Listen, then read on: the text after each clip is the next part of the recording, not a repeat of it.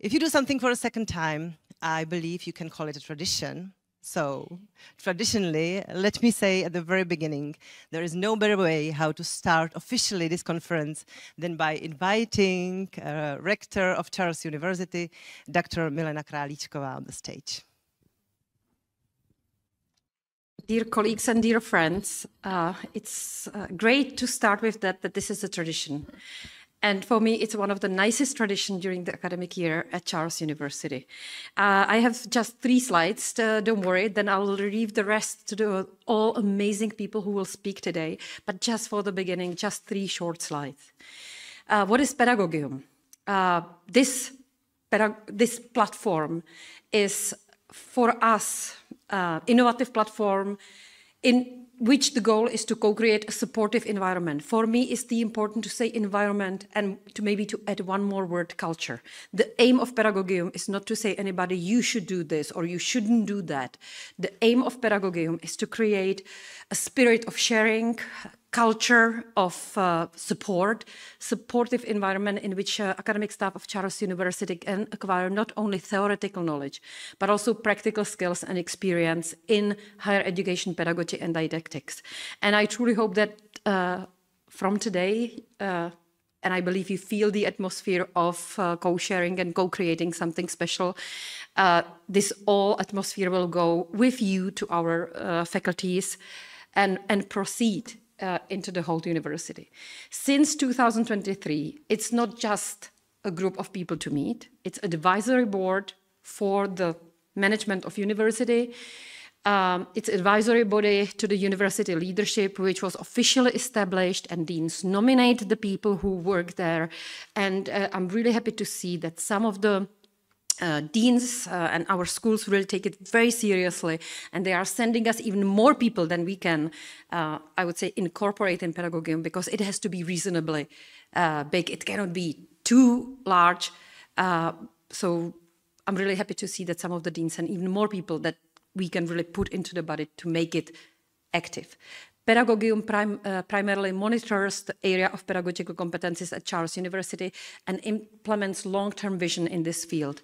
We all know that if you want change at something as big as Charles University or similar universities, you have to give it a time, and you have to give it a lot of energy. So we try.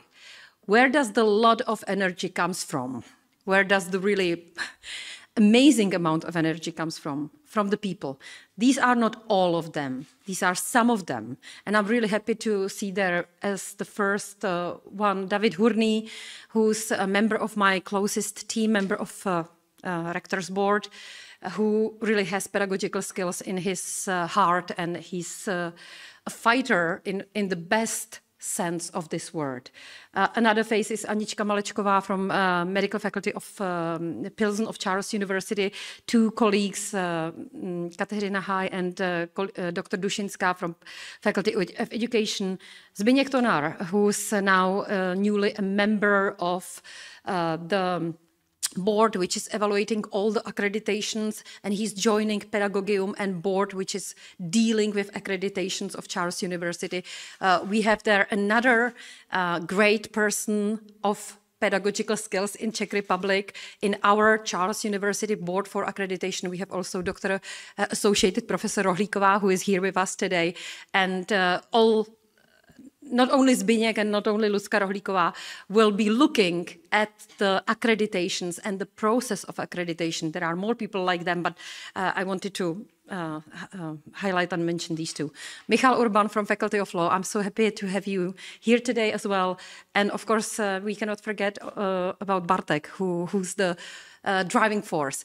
But as I said, this is not all of them. This is just to show you where does the energy that changes the environment and culture at Charles University, where does it come from? Much more people behind that, but these are some of them. The main principles of our actions: openness to innovation, new trends, topics, and collaboration.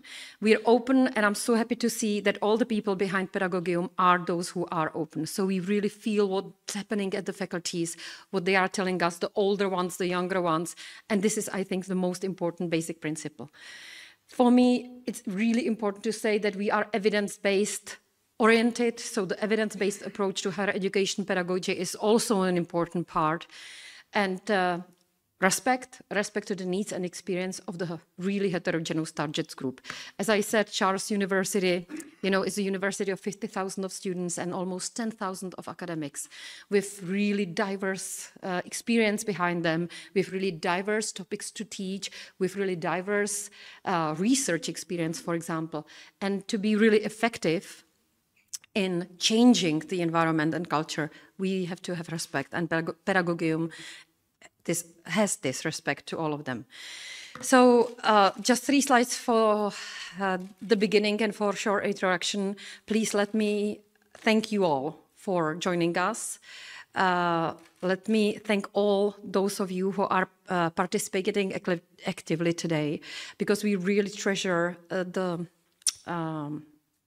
opportunity to share today the experience of Charles University and to learn the experience from those of you who came from abroad, from different universities from all over the world, in fact, not only from Europe.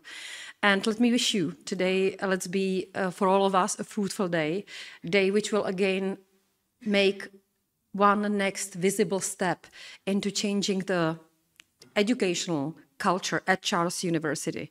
I think, and I'm sorry if I will not be humble at this my last sentence, but seeing here Mr. Fliegel from National Authority, it will not sound humble, but I believe that if we here at Charles University will change the culture and environment, it will definitely benefit all the universities, all the other universities in Czech Republic will benefit from that as well. So thank you very much, enjoy today, and hope to see you next year because we have the tradition. Thank you.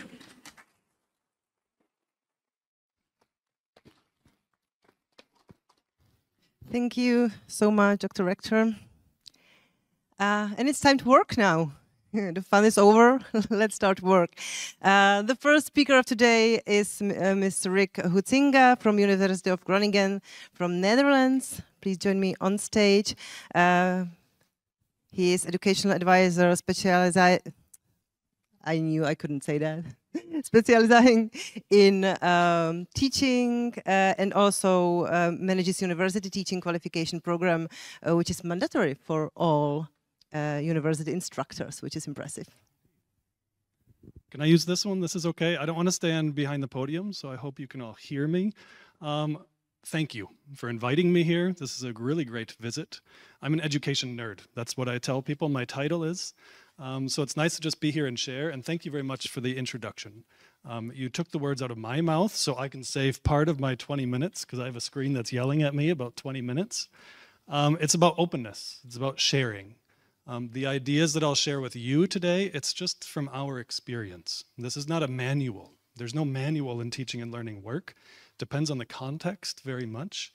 So those ideas of openness and sharing, it's perfect. So thanks for introducing it that way.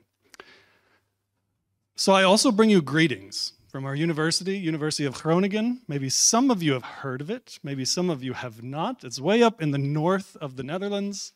And this is where, honestly, usually I say a little bit about our context. What's our university like? Give you kind of idea of what we are working with. But then I thought I also want to see about Charles University and how we might compare. And then I started to get very intimidated. Because we like to say in the Netherlands, we are the oldest university in the Netherlands. We say things like this. We have a competition with Leiden about this, of course, but it's 1614. Then I saw Charles University goes back to 1348, and I said, okay, well, I have nothing to say about this. Then I like to say we're a very large university. It's very unwieldy. It's hard to work in sometimes. But we have 11 faculties. You have 17. We have 34,000 students. You have over 50. So then I really started to get more intimidated. And then I walked around yesterday and I saw this lovely city. And it's very different than mine, where I just cycle in a provincial town and see a windmill and cows and fields, and this is it. So then I started getting even more intimidated. But that said, I do think we share some similarities when it comes to educational development. I don't know this for sure, but I want you to tell me later if I'm wrong. When universities are large, when they are old, when you have faculties who say, In our university, for good reason, it's decentralized, right? And for good reason. But it's also hard to work in, right? You have 11 faculties who have most of the decision-making power, or the ability to make decisions. And even when they don't, they act and pretend like they do. So it's quite a difficult place to work in. What does this mean for teaching and learning centers? That's why today we have to focus on some of the practical parts. We have to think of how in these institutions do we do this work when it's difficult to make change, and what is the role of our programs, and especially how do we work with teachers to support student learning? Okay? It's difficult work, it is. We move slow as institutions, but we have to focus on it. Okay, so that's a little bit the background, but I want to jump in more into specific context. There are some things today I will put on the screen that are, it's just there in case you want to see it later. You don't have to understand all of it, but this is where I'm coming from. This is our Teaching and Learning Center, and our name is called Education Support. I really like the name support. I am less fond of the word innovation. I'll tell you that in a little bit. There are areas of work that we do. We try to be self-organizing teams with very little hierarchy. Sometimes it works, sometimes it doesn't. My focus today, so you just know the context, is on staff development, university teaching development. That is my area. It can bleed into the design and development work, curriculum design, expertise in education for our university. Mostly today we are talking about teacher training. I often call it university teacher education. This name gets quite confusing because of teacher education for teachers that go out into schools. But what I really mean by it is this: staff development, teacher training. Okay, so that's our topic today. Then I had the goal, or I was given this aim, okay, talk for 20 minutes. Remember I told you it's 20 minutes? And I thought, what's the main thing I can do today? What's the main purpose? I could put a bunch of theory, models, frameworks on the slide. I could try to entertain you a little bit. This would fail miserably. I cannot do this. I have terrible jokes. And also those two ways would be very quite teacher-centered, right? It would be about me. You would maybe, if I entertained you, remember me for a week, and then you'd forget about me. If it was loads of content, you might remember today, and then possibly forget, most likely. My aim today is just to start discussions, that's it. So I'm going first today, also thinking of this as more an introduction of the entire day. How can we start discussing with each other these ideas of how teachers could be or should be trained? Okay? I hope you're with me, we're following, that's my context, focus on teacher training.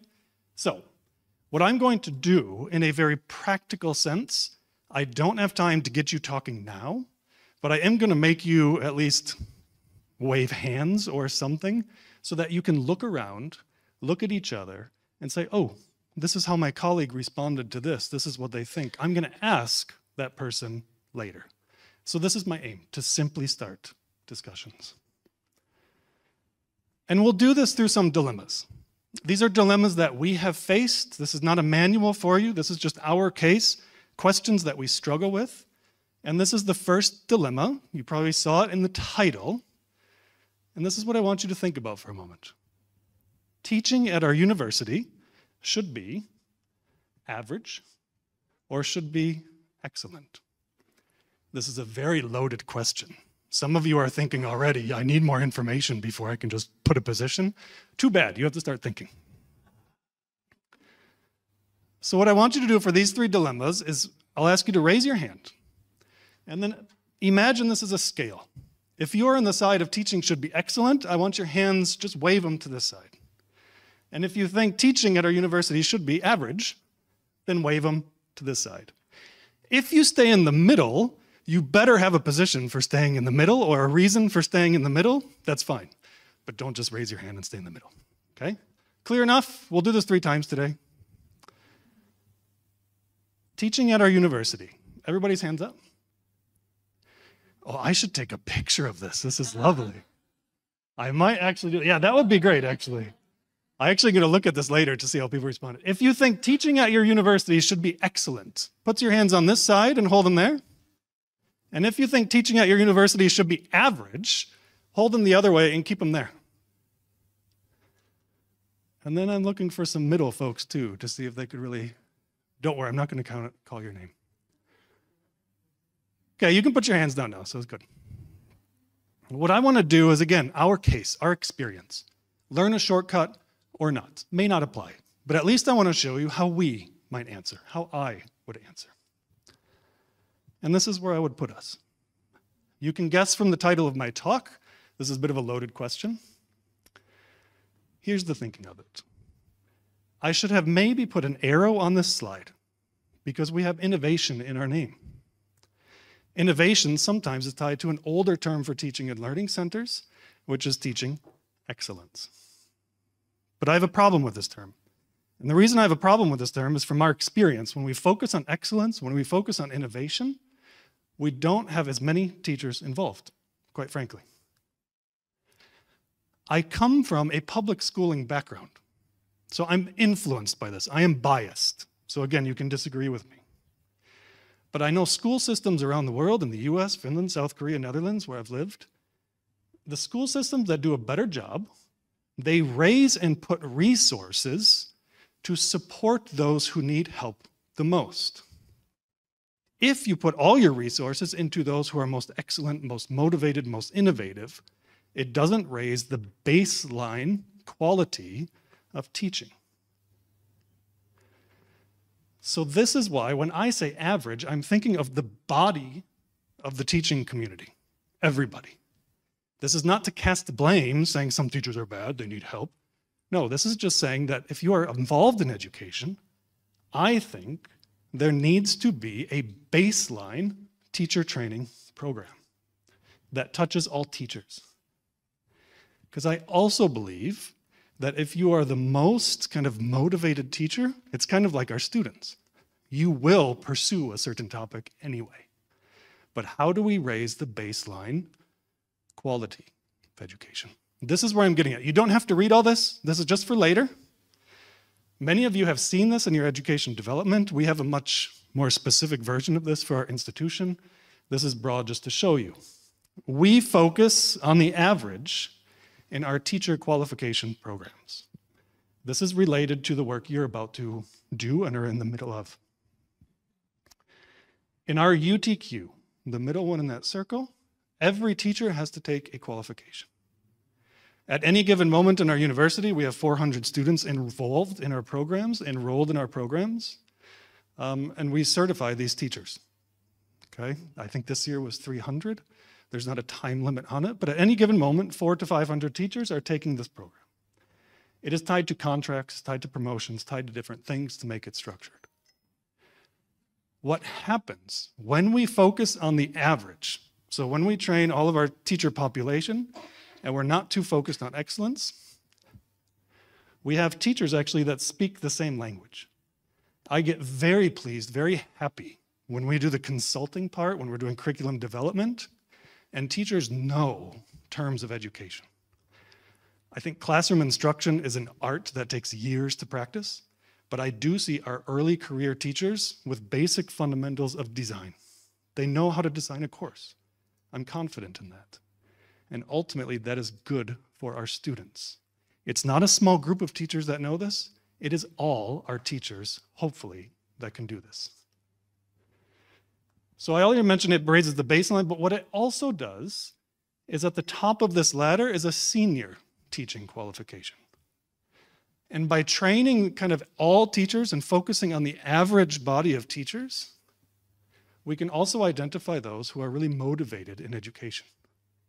Those who might even make it a career. Those who want to work at program level, not just work in their course, but spread those ideas to other teachers, to other courses. And that's where we grow quality. Okay, so we start from average. Loaded question, yes.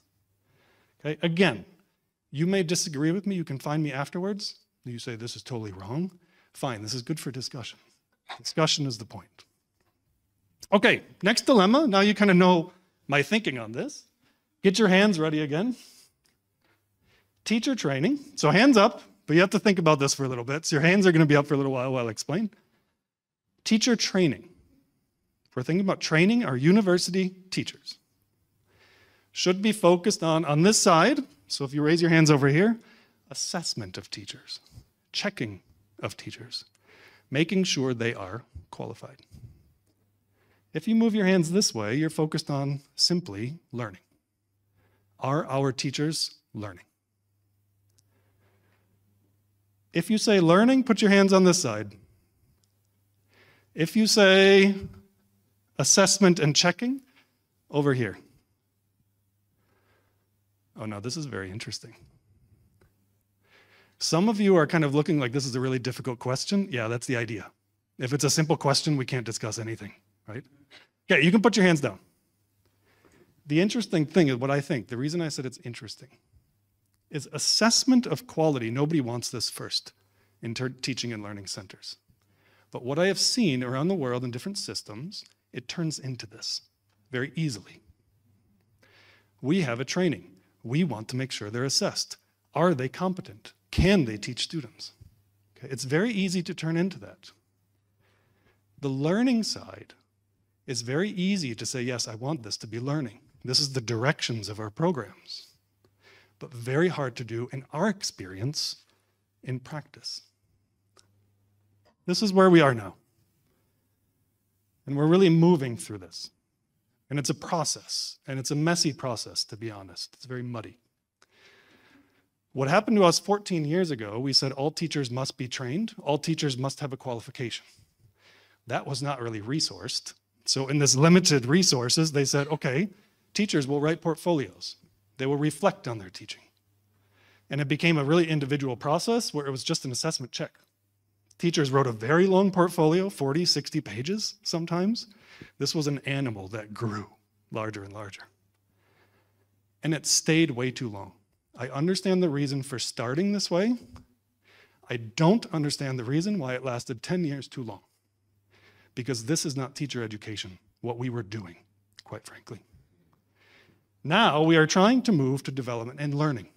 A pure, hopefully, focus on development and learning of teachers. This gets harder, because where do you start? Again, you don't have to read all the words that are on the screen. It's there for you later, and I just want you to know it's there. But if we say we're going to focus on the learning of teachers, where do you begin? I'm an educational advisor, though I've been a teacher for 20 years. I know it's very easy to just focus on topics in education, inclusive education, AI in education. You name it. These are very good workshops to have, don't get me wrong. But if you're going to talk about learning, I think we have to actually look at what does teacher development mean?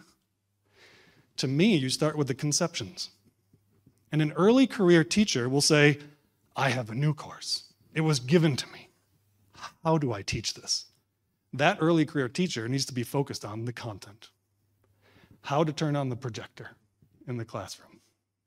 This is development. But then you have to get to a point where we want our teachers to say, oh yeah, there's something more. We always talk about teacher-centered, student-centered learning. Well, what does it actually mean? How do we get our teachers to think this way?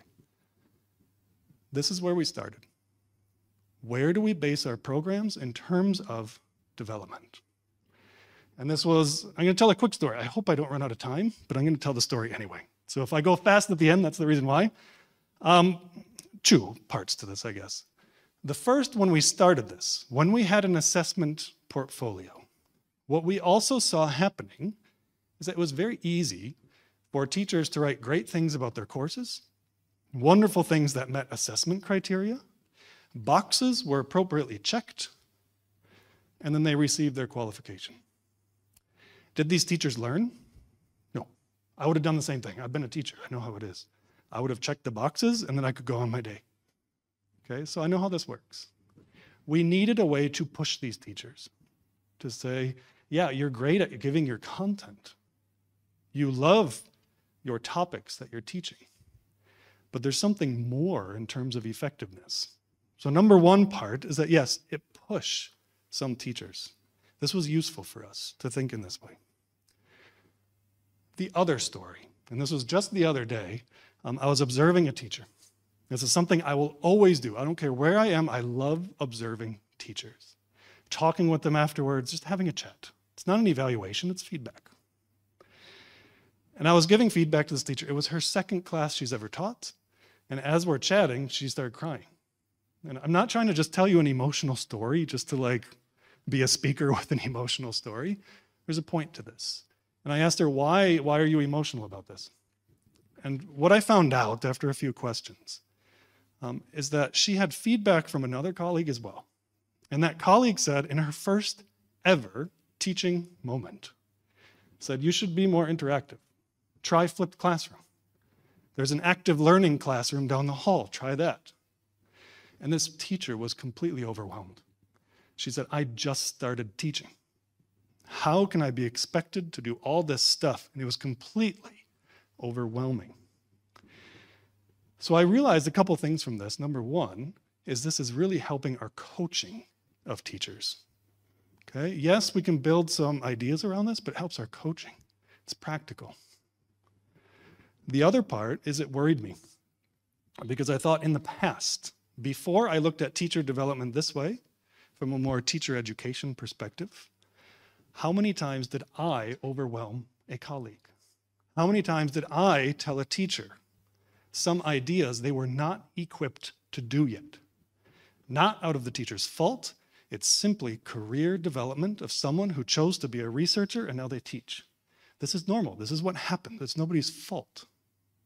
So then it's on us to focus on the average, focus on reality, and keep in mind career levels on a practical standpoint. Okay? I hope you're still with me, and I'm running out of time, so let's go. Last one. More simple question, much harder for us to answer. Keep in mind on our side, we have 400 teachers in our program right now. The structure of teacher training should be flexible and personal, so kind of alone, work through some things, be highly flexible, or in collaboration and on-site. Keyword, on-site. Hands up. I know you're getting sick of this, so we'll only do it 3 times. If you think it should be flexible and personal, go on this side. If you think it should be in collaboration and on-site, on this side. Ooh, I like the middle hands on this one. I was watching for this because I think I might know how the middle is thinking. Okay, you can put your hands down. Don't forget, you have to look at each other to talk later. I forgot to mention that part. Okay? Our hardest question at the moment is this. We are in the middle of this. And we have not answered this yet, to be quite honest.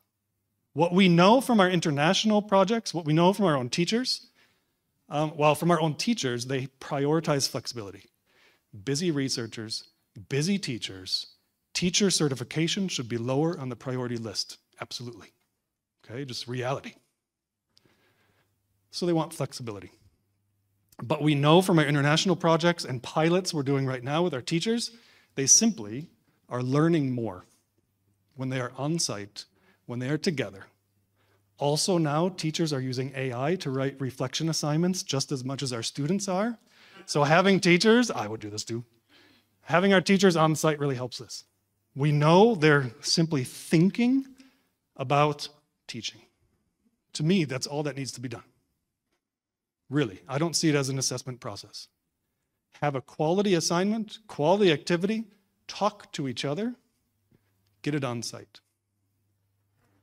There's one exception to this, and I think that's more skills training, a certain topic, a certain tool, a certain activity you want to use. Put it online, wonderful. Teacher development, teacher education, no, this has to happen in a process.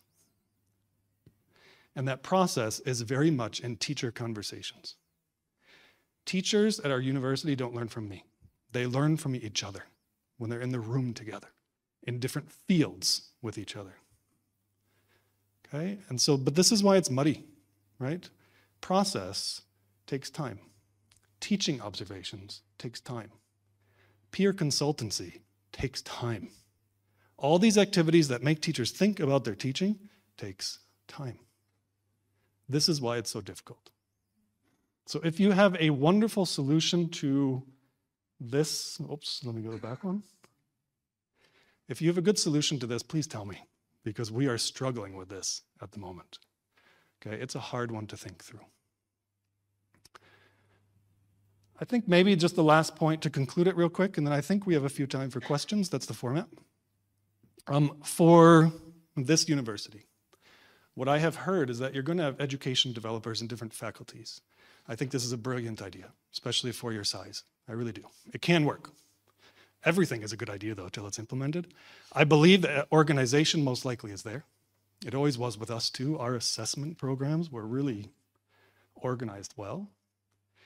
But if all these teaching and learning centers across your university has a different vision, a different thought of what teacher education or university professional development should be, eventually you'll have some issues. We did. Not all issues can be avoided, but that's the importance of today, is to talk about these kind of key thoughts, key dilemmas, not just the organization of it. I hope this made sense. I wanted to share a little bit of our experience, but I'm sure I even saw some like doubting heads, and that's great. I want you to ask me questions, I want you to disagree, and I want you to talk to each other. So I'll shut up now and see if there's any questions in the room. Thank you for a great opening presentation. Do we have any questions, comments, disagreements? At the very beginning, I know it's an unpleasant moment when you are asked to ask on something, but we are basically on time, so we skip the question for now. You can reach Rick for sure during the coffee break and discuss whatever you want. Thank you so much. And once again, the applause is for you.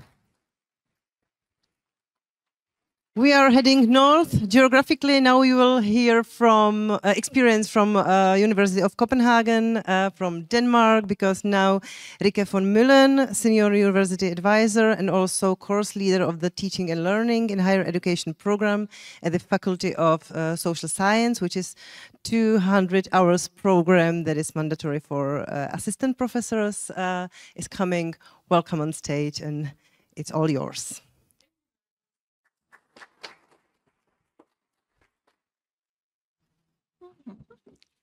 Thanks for inviting me. It's a pleasure. I will share some thoughts on this theme of research, teaching, integration, on the importance of this issue and on the defining features for students, for teachers, for educational developers.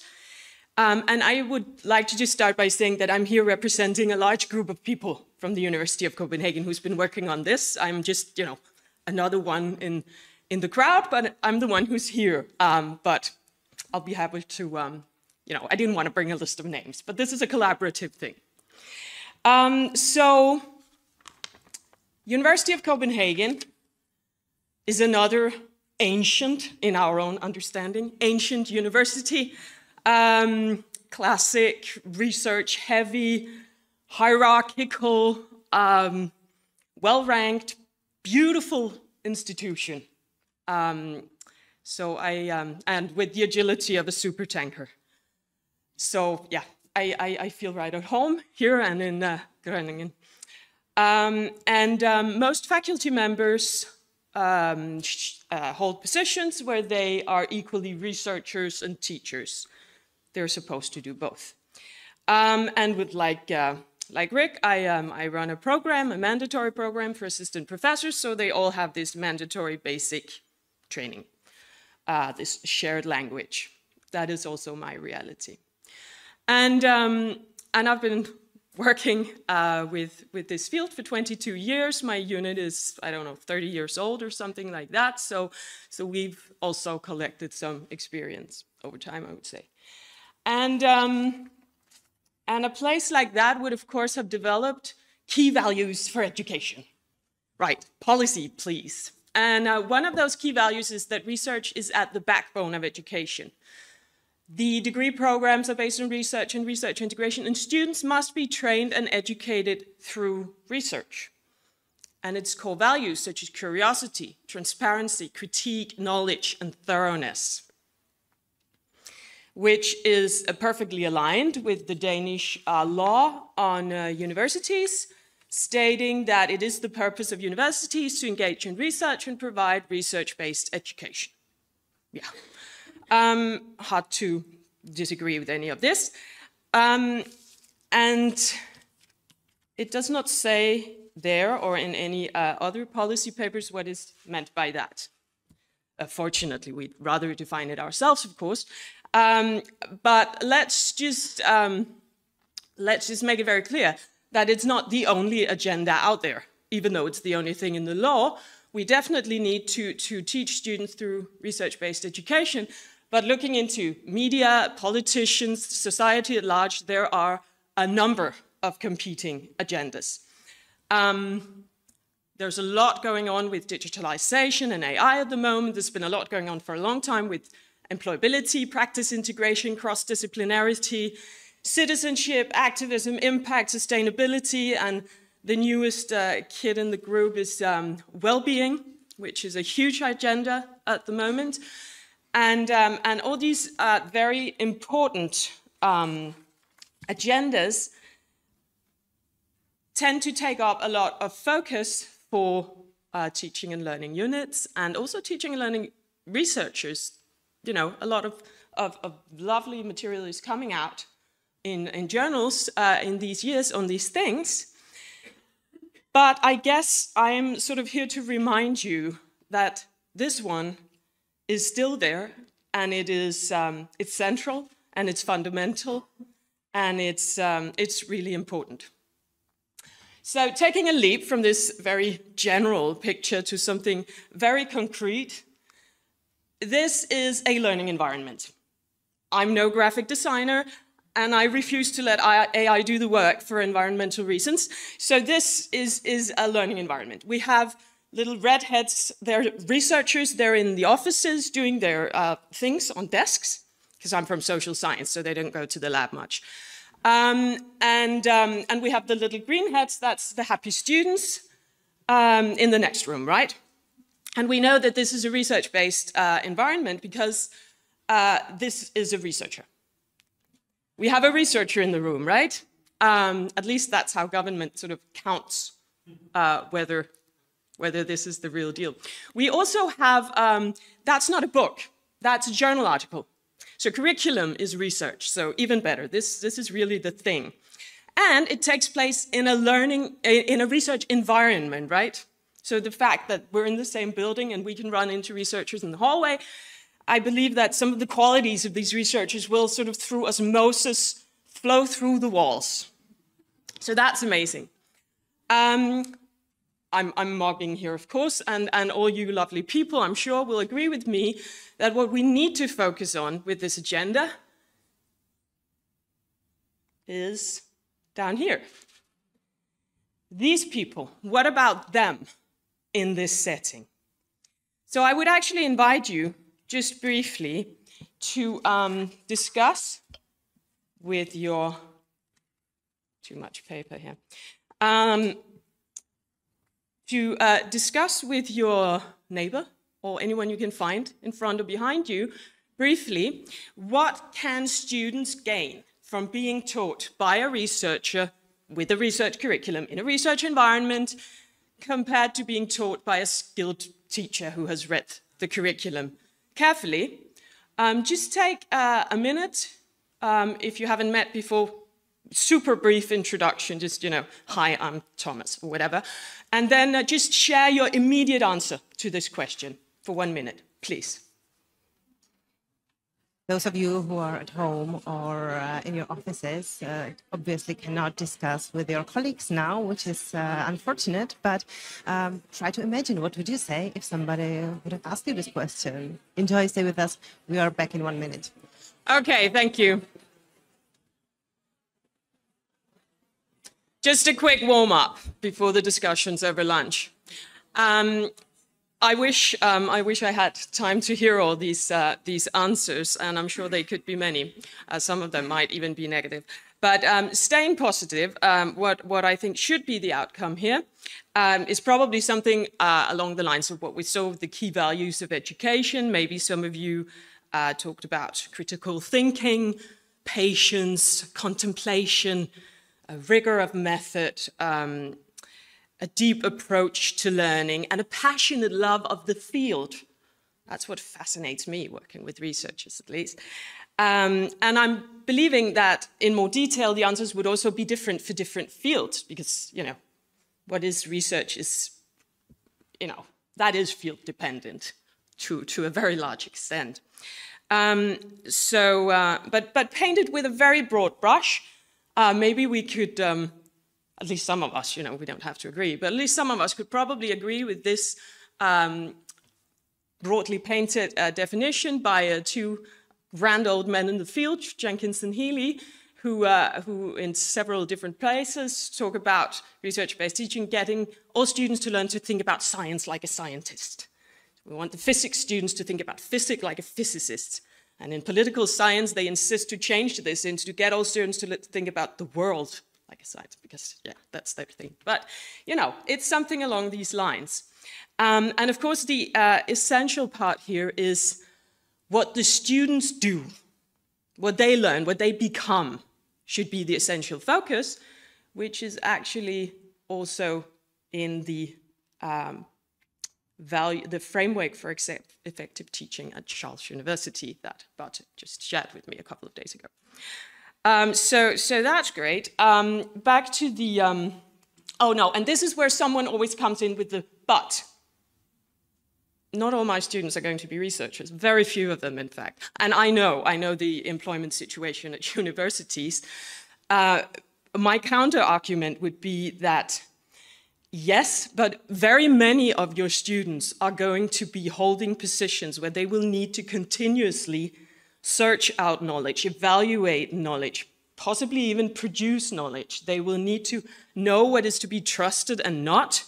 They will need these developed epistemologies to just generally help them navigate the knowledge-scape of the hyper-complex society where possibly, you know, knowledge generation is still accelerating. We cannot just give them knowledge and then they will work in the world for the next 50 years. They need to become self-developers of knowledge evaluation. So I don't think that research skills is just for researchers or university employers. Right, so back to the headline. What is the essence? According to Healy's very well-known and popular model, without going into all the details, we could, do I have like a pointer thing? Yeah. We can at least see that the research-based quadrant of this model has an emphasis on research processes and problems, not just content. And we have students as participants, not just an audience. And all of these quadrants have a role to play in a university degree, but we do want to take some, to make an effort to get all, I can't make this dot work, to get all students into the quadrant number 1 as much as possible. That, of course, can still be done in numerous ways. So at the University of Copenhagen, we have developed another model. I'm not sure this is, the letters are not big enough for the last row. I apologize, I'll try to talk you through it. We call it the tree model. So the brown part is the trunk of the tree, where it says that, you know, they get research-based knowledge and teachers are researchers and students learn about research methodology. All our students should get that. But then we've tried to specify something more that we call teaching research integration. And we have, we've given seed money to a lot of specific little projects over the last decade or so, where teachers develop these where teaching and research are integrated more. And there could be many more, but there are 5 branches of the tree here. The first one is research feedback, so students help their researchers with developing their research. Rebecca from political science, she's a professor. She was about to publish a book, and she had a summer course, and she put the draft of the book as a curriculum and got her master's students to thoroughly criticize this book and rewrote it before she published it. I thought that was brilliant for everyone. Data collection, processing students help with that. Guido 185 psychology students second year would be the subjects of experiments that he would be doing. He's a virtual reality researcher, and then they would collect all that data and work with that also to learn about experiments as such. Apprenticeship, we now have research internships, so like students can go to work for a period with a private company or an organization and get ECTS credits for that. They can also go work with a research group and be interns in a research group and get ECTS credits for that. Of course, that's much smaller numbers. That's sort of one student at a time, not 200 like the others could be. We have many examples of co-research projects where students are producing knowledge with researchers. Cecile from anthropology. Anthropologists, they always go on fieldwork for like at least 100 days to study something before they can say anything about anything. So Cecile instead, she took 100 students, BA students, and she sent them all on a fieldwork of 1 day to study the same thing, and they would gather all their data. Unfortunately, she also had a master's method course, so the master's students could run this whole process and learn from that, and everyone were together and they published stuff, and it was amazing.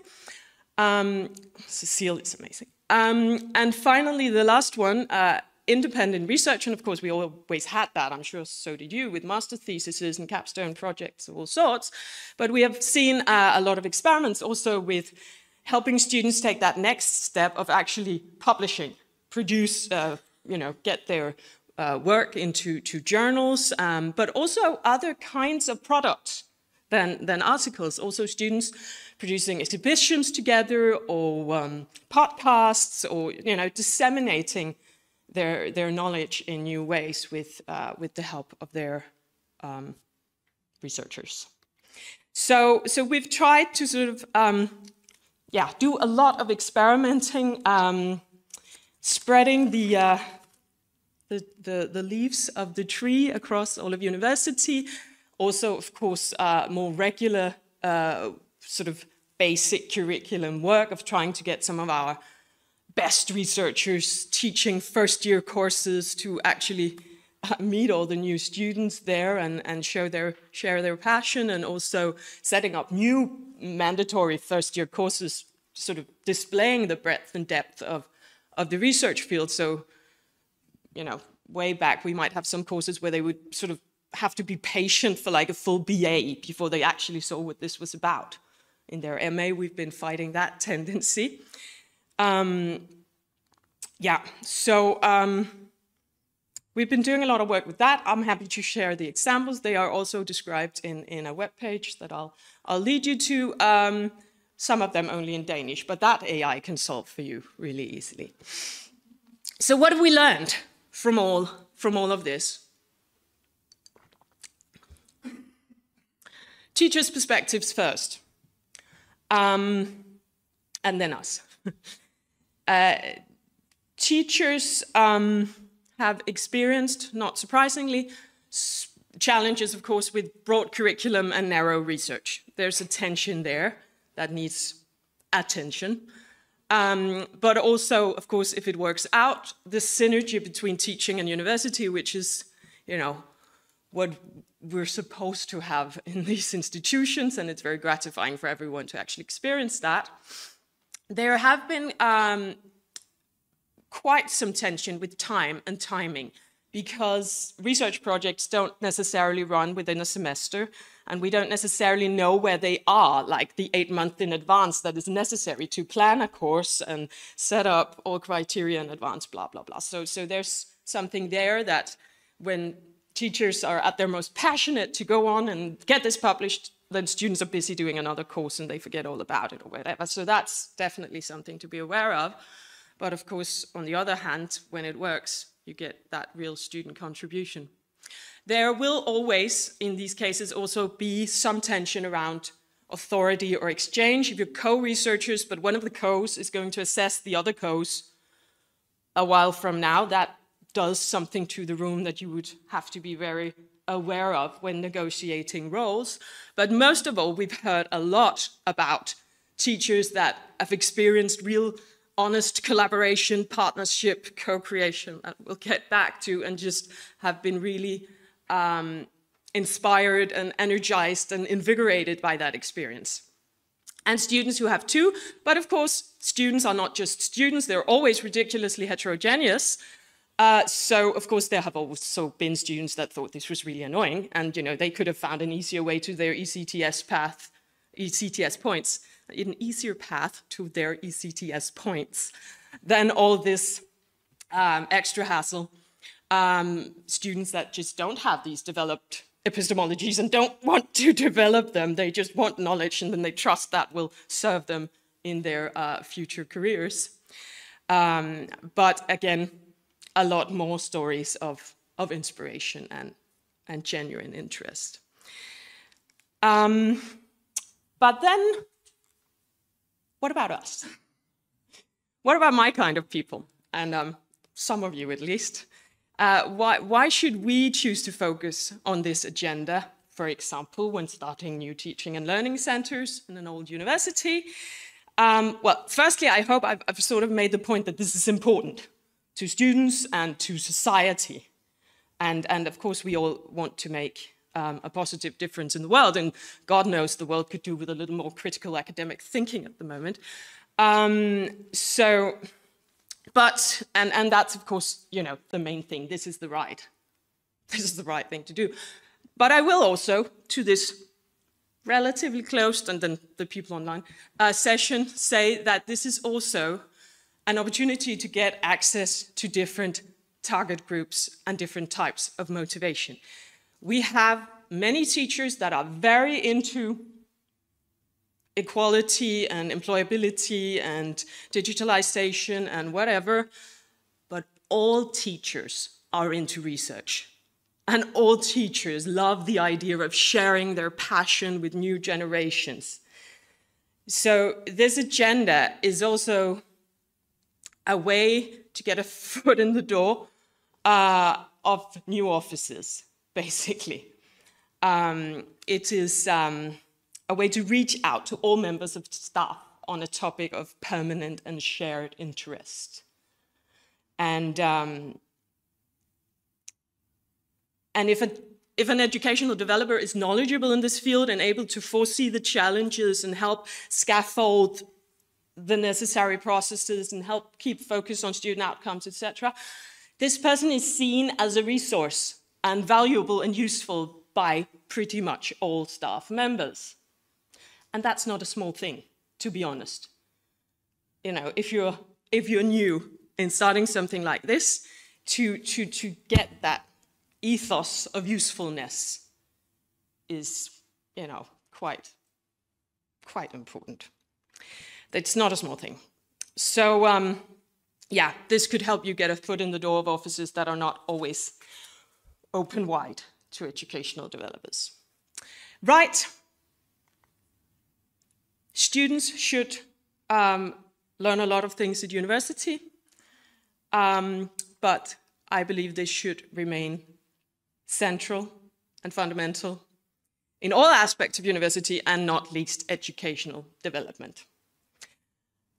I am happy to share this webpage with you. All the examples are described here, and little videos with people experiences and blah, blah. Might not be completely updated, the processes of ancient universities, but we'll get there.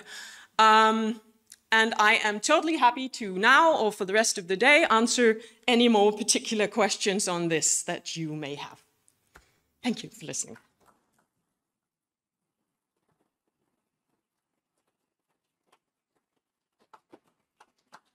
Have a second or two for a short comment or question, if there are any. If not, I will. I think there was. There was. I haven't seen it.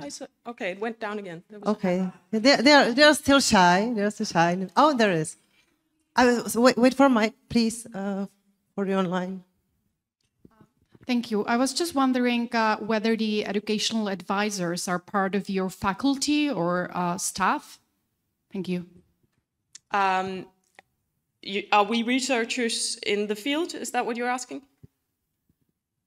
No, if the educational advisors are part of academic staff, faculty staff, or...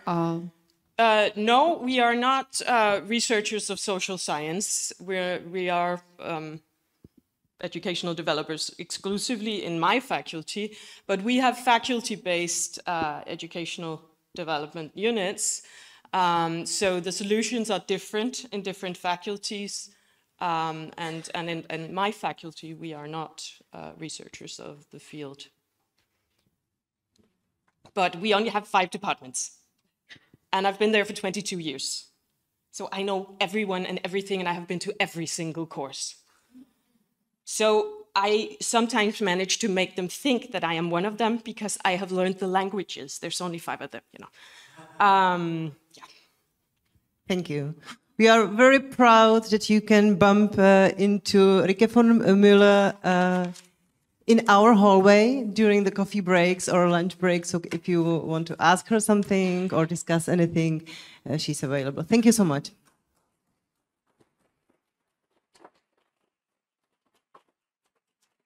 And I cannot wait to invite our next speaker, who is Dr. Paula Miles from University of St. Andrew from Scotland. She is leading a Scotland-wide initiative to improve the learning experience. The floor is yours. Hi, everybody. I'm Paula Miles, originally from New Zealand. I'm very happy to answer any questions about New Zealand while I'm here. I've been living in Scotland for a long time, and I'm really excited to talk about the impact that learning and teaching centres have had within our institution. And this relates somewhat personally to myself in terms of my career that I've had at St Andrews. So I'm going to talk about how we have been able to support education-focused members of staff through the guidance and assistance of our learning and teaching centres and our educational developers. So I think that the best way to do this is probably to talk about my personal journey and then show you how impactful learning and teaching centres have been to me and to my colleagues who hold similar positions. There are 3 specific examples that I want to talk about, initiatives that we have at St Andrews that are really important and part of this. So the first is the role that our teaching and learning centres have in providing educational development opportunities. We've got a centre called Yali, and I'll talk about that in a little bit more detail soon. We also have a really important part, I think, for students to play within this kind of connection. We've done that very successfully through an initiative called Enhancement Themes, so I'll talk a little bit about that too. And then finally, I'm going to talk to you about CALPI. This has been a recent adventure within St Andrews to help create a community for people who are just interested in education. So there are education-focused members of staff like myself, but we also have the more traditional academics on a research and education contract who also are very passionate about education. And so we join together in this community along with our educational developers to discuss ideas and consider ways that we might do things. So I'll tell you a little bit more about CALPI too. First of all, I'm going to tell you about my development as an education-focused member of staff and how that's changed over time, and that through that, our teaching and learning centre has been really integral to this development of a career that wasn't originally recognised. So I've been in St Andrews for about 16 years now. When I joined, I was hired part-time and I was referred to as a demonstrator, and I delivered classes to first-year students. I then had a change in title and I became a teaching fellow. And that was the title that was given to people who taught but didn't do research. It wasn't viewed as a career path. I had chosen it as a career path. Teaching is my thing. That's what I love to do the most. And so I wanted to teach. And so being a teaching fellow to me was my career, and I was doing exactly what I wanted to do. For many people, a teaching fellow was a stepping stone until you did something more academic in terms of having a more traditional role as an academic. So I'm going to talk about how this has changed over time. I was a teaching fellow for a little while, And then there came a movement within St Andrews that actually teaching-focused, education-focused members of staff could be extremely valuable and really support what we were offering in our institution. And so as a result, there's been a complete restructure. There's changes in titles, etc. So I thought I would just explain to you, because I know it can be very different across institutions, where we currently are.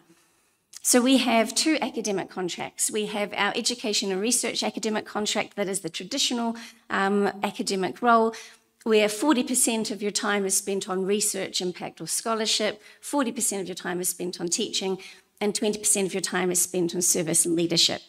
We now have an established career pathway for education-focused members of staff.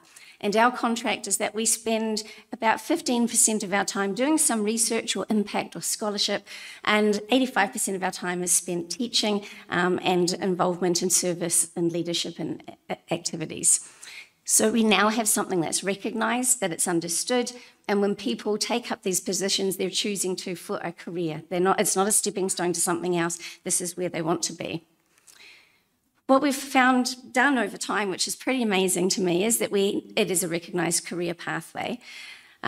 You can get promotion to professor now, so we have a real progression and I guess something to work towards as education-focused members of staff. We never had something like that previously. Education-focused members of staff hold many leadership roles within the university that are related to education. This includes our Vice Principal of Education for the university. She is education-focused like myself, and she is now overseeing education for St Andrews. So our roles are being recognised and valued, and that we can actually hold different sorts of positions. And the most recent thing that we've developed within our education-focused contract is education development leave, so a sabbatical. You can take a sabbatical for a semester. That might be where you develop a new program that you want to implement. It might be that you're going to be writing a textbook on education.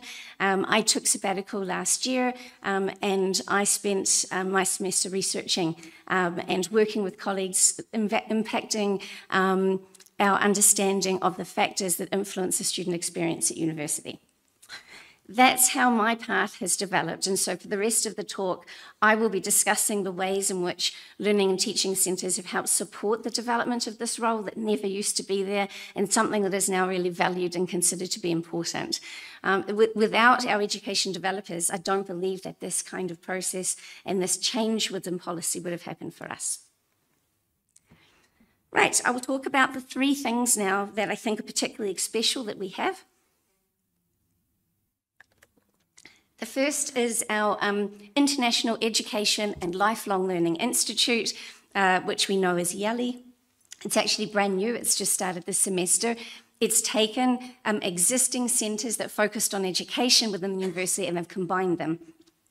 I wanted to show you the sorts of things that this institute does. So we have pathway programs where we have international foundation programs for international students who need to come and gain some skills before they begin their university degree. We have postgraduate programs in academic practice, in international education, and in teaching English to speakers of other languages. We have pre-sessional courses and transitional support to assist students with their studies. We have skills training for staff and students. These could be things like learning and writing centres, grad school workshops, coaching, technology training, maths and stats support. And we have modules and activities to aid students in developing entrepreneurial skills. So this is our version of our teaching and learning centre, known as YALI. So we cover a lot of things and we provide a huge amount of support. I'm just going to focus on really the support that they give us as educational focus members of staff. They, as learning and teaching centres do, they deliver a number of workshops in a variety of different ways and formats that help support us to develop as teachers. So we have things about diversity in the workplace. These are just some examples. Assessment and academic misconduct, small group teaching, effective lecturing, student services, support that they offer for students in terms of well-being and mental health support, leadership and teamwork, and examples on how to design a tutorial. So a range of different sorts of things. There are considerably more than this, but that's just to give you a flavour. Now, these are obviously open to all staff members, but for us as education-focused members of staff, this is particularly helpful because our skill is our teaching, and what they offer here helps us to refine our skill and become better teachers. I talk about two sort of new additions, things that we have started. We now have a postgraduate certificate in academic practice. We've not had an opportunity to offer teaching qualifications at St Andrews until now. So this is a very recent addition. I think we might be into our 3rd year. And this is a program that allows you to take in a very flexible way, because we know education-focused members of staff have very heavy teaching loads. And so it is very difficult to kind of navigate that and fit extra things in. So they have a very flexible approach that over some time, you can take a module here and there when you can fit it into your schedule and develop skills around teaching and education. We've just had our first people graduate from this, and it's an opportunity for them to actually have a teaching qualification. Most of us who arrived at university haven't been trained to be teachers, and so this is a wonderful provision that our Teaching and Learning Centre now provides. They offer a lot of support in terms of technology-enhanced learning, so that's considered to be something quite important for us, and something that we weren't necessarily well equipped to do. We had a lot to learn, I guess, about technology during COVID, and as a result of that, we've realised all those different technology options that are available to us if we want them, so we get support in that way. And then another example of something that our Teaching and Learning Centre offers us is fellowship with the Higher Education Academy within the UK. So we're now in a position where we have a recognition scheme, and we can award accreditation, if you like, to members of staff who meet the criteria of higher education fellowship. This is sort of a very, within the UK, understood and recognised qualification. And so especially if you're someone who's education focused and you've achieved fellowship, that is recognised and understood and valued across the UK. All right, so that was our Learning and Teaching Centre just specifically and some of the things that they offer us as educators. I would now like to talk about enhancement themes. This is something quite different and special, quite unique to Scotland.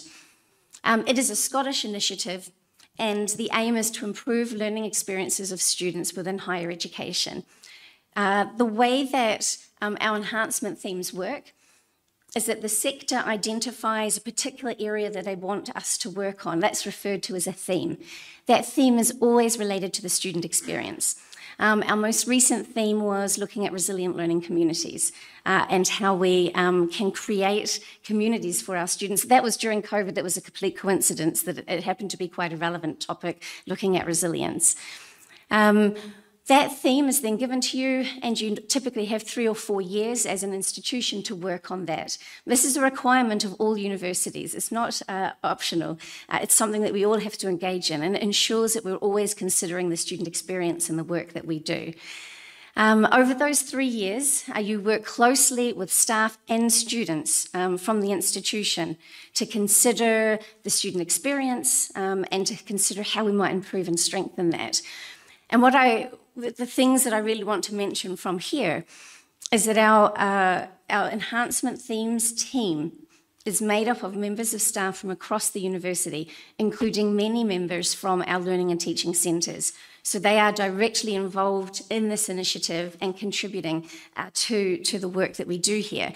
My colleagues from learning and teaching centres have a real presence and they have a real impact. I think the coolest thing of all from this type of work is the opportunity to work with students. That's a requirement too. They have to be part of what we do.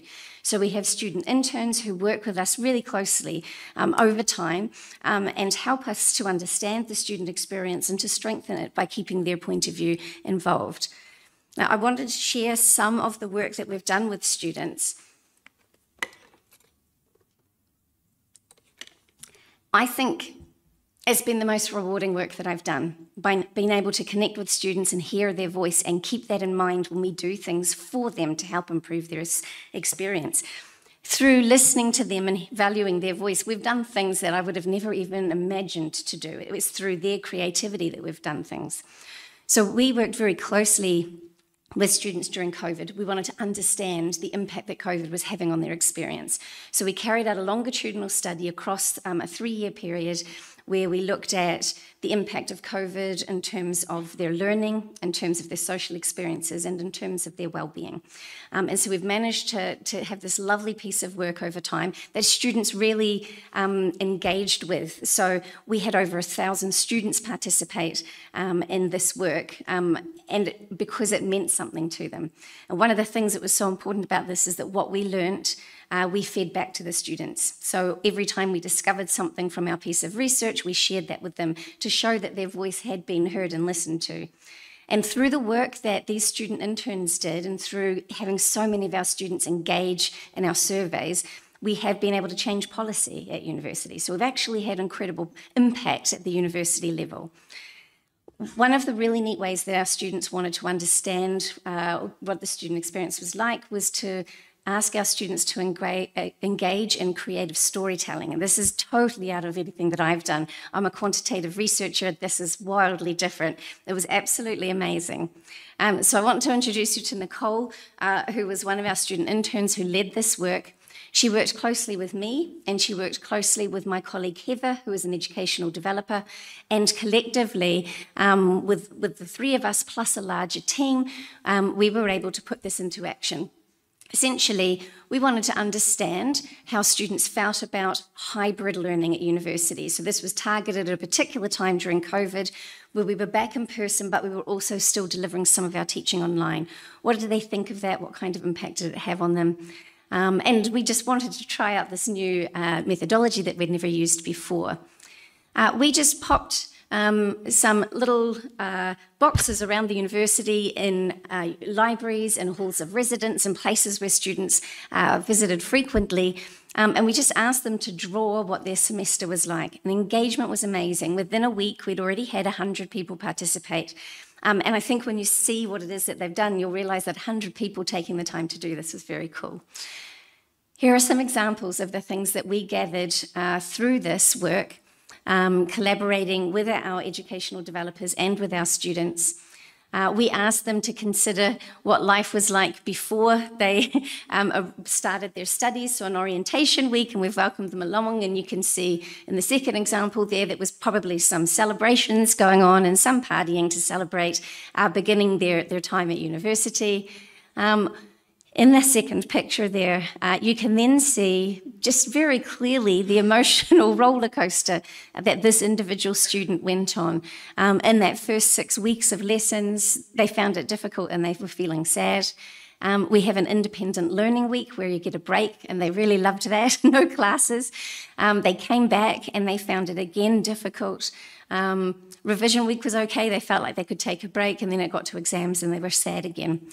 So students were able to really give us a really good feeling of what their experiences were like.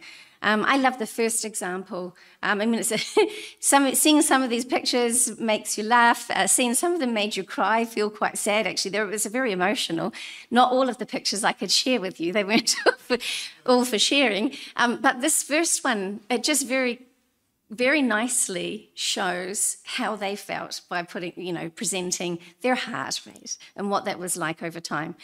What we learned very quickly, and of course we knew it already, but now we had evidence in a different way to support the fact that exams are difficult. We're never going to avoid that, but maybe there are things that we can do during that period just to acknowledge that and to potentially provide some more support. I just wanted to show you 2 more pictures because I just love them. They're just amazing. Some of the pictures that people created were incredible. So it was a lovely experience, and something that we plan to do again because the students really enjoyed it. And it made them reflect on a whole semester and how they felt about it overall. Okay, so that is some work that we were able to do with students, and I think by having people from academic schools, from our Teaching and Learning Centre, and by including students in this work, that combination led to some really powerful stuff that we're very proud of that we did. Finally, I'll talk about CALPE. So CALPE stands for a Community for Evidence-Led Practice in Education. In Scotland, kelpie, spelt with a K, is a mythical creature. And there's a picture of an interpretation of kelpies in Scotland. The purpose of kelpie was to try and promote a community. We don't have a faculty of education in our institution. We have people within different departments who are interested in education, but they're not connected because they're really stuck within their own discipline, their own department. And so this was a way for us to reach people across the institution who just really are interested in education, who want to talk about education, or just to ask questions, perhaps get some advice about education and how best to manage things. kelpie helps to provide support for the development of skills and evidence-led practice. Evidence-led practice seemed really key and important to the development of this community. We wanted to be able to use evidence to then impact the way that we approached our teaching and education within St Andrews. kelpie promotes the sharing of good learning and teaching practice. It enhances the scholarship of learning and teaching. Through this community, people are now considering carrying out little projects related to what they're doing in the classroom. So we're actually helping to create evidence in that way. And kelpie helps to create a thriving and supportive community. That's what we've been trying to do for a very long time. And I guess actually an important thing to say here is that kelpie just didn't appear after a couple of months of thinking about it and it worked. We tried many versions of this for many years over the past 10, 15 years, and it never seemed to quite work. The way we were approaching it, it just wasn't quite right. And whilst we had interest, we could never maintain a community feeling in it. kelpie is finally, after trial and error, we've got something that works. So people from across the university don't have to necessarily be education-focused members of staff. Anybody can join this community and enjoy discussions about topics that are interesting to them. The important thing to know about kelpie is that it is driven by educational developers. So our Teaching and Learning Centre plays an integral part in this. Without them, kelpie wouldn't exist. They are the ones who keep it going, and they are the ones who spark discussions, and without them, it simply wouldn't work. And I wonder if that's the thing that's making it different this time, is that collaboration with our Teaching and Learning Centre, as well as academic schools, really has managed to create something that's meaningful and is working. Just to show you some of the things that we talk about. So we have a team, you can join a team, and then you can discuss, at the moment, these are the themes that we are talking about that people can join in. Something else that kelpie offers, in addition to that online discussion platform, they have a learning and teaching conference each year. They sometimes have little individual events that they host throughout the year, and they offer some funding. They don't have much money, but they offer little pots of funding to maybe travel to a conference or to be able to complete a piece of research. The final thing that I want to say is that through these three things, through development opportunities in the Teaching and Learning Centre, through our enhancement themes, working together with students, and through the development of kelpie, I've actually, just by chance, managed to create a wonderful collaboration with colleagues here in Prague. And so here's some pictures of us. Here's pictures of us with our students. We visit each other each year. We teach in each other's classes. We do some research with each other. And actually, the teaching development that is offered within St Andrews has really helped to create this collaboration for us. Our colleagues from Prague have been over to St Andrews and they've participated in our conferences and in our events. They've undergone training sessions that we offer. They've met with our students. And we have now been able to get funding to be able to do research together. So it's really, for us, it's quite magical that all of these things have aligned really nicely. And through those opportunities, we've been able to develop something pretty special with our connection to Charles. Overall, I think what I was trying to say through all of these examples is that teaching and learning centres matter. They've mattered to me in terms of my career development, and as a result of what they've done, I now have a career path that's recognised and valued. But obviously, they help the institution as a whole. I've given you my personal experience, but our teaching and learning centres help students, they help all staff members, and they do really help us, I think, to have a community. Thanks very much.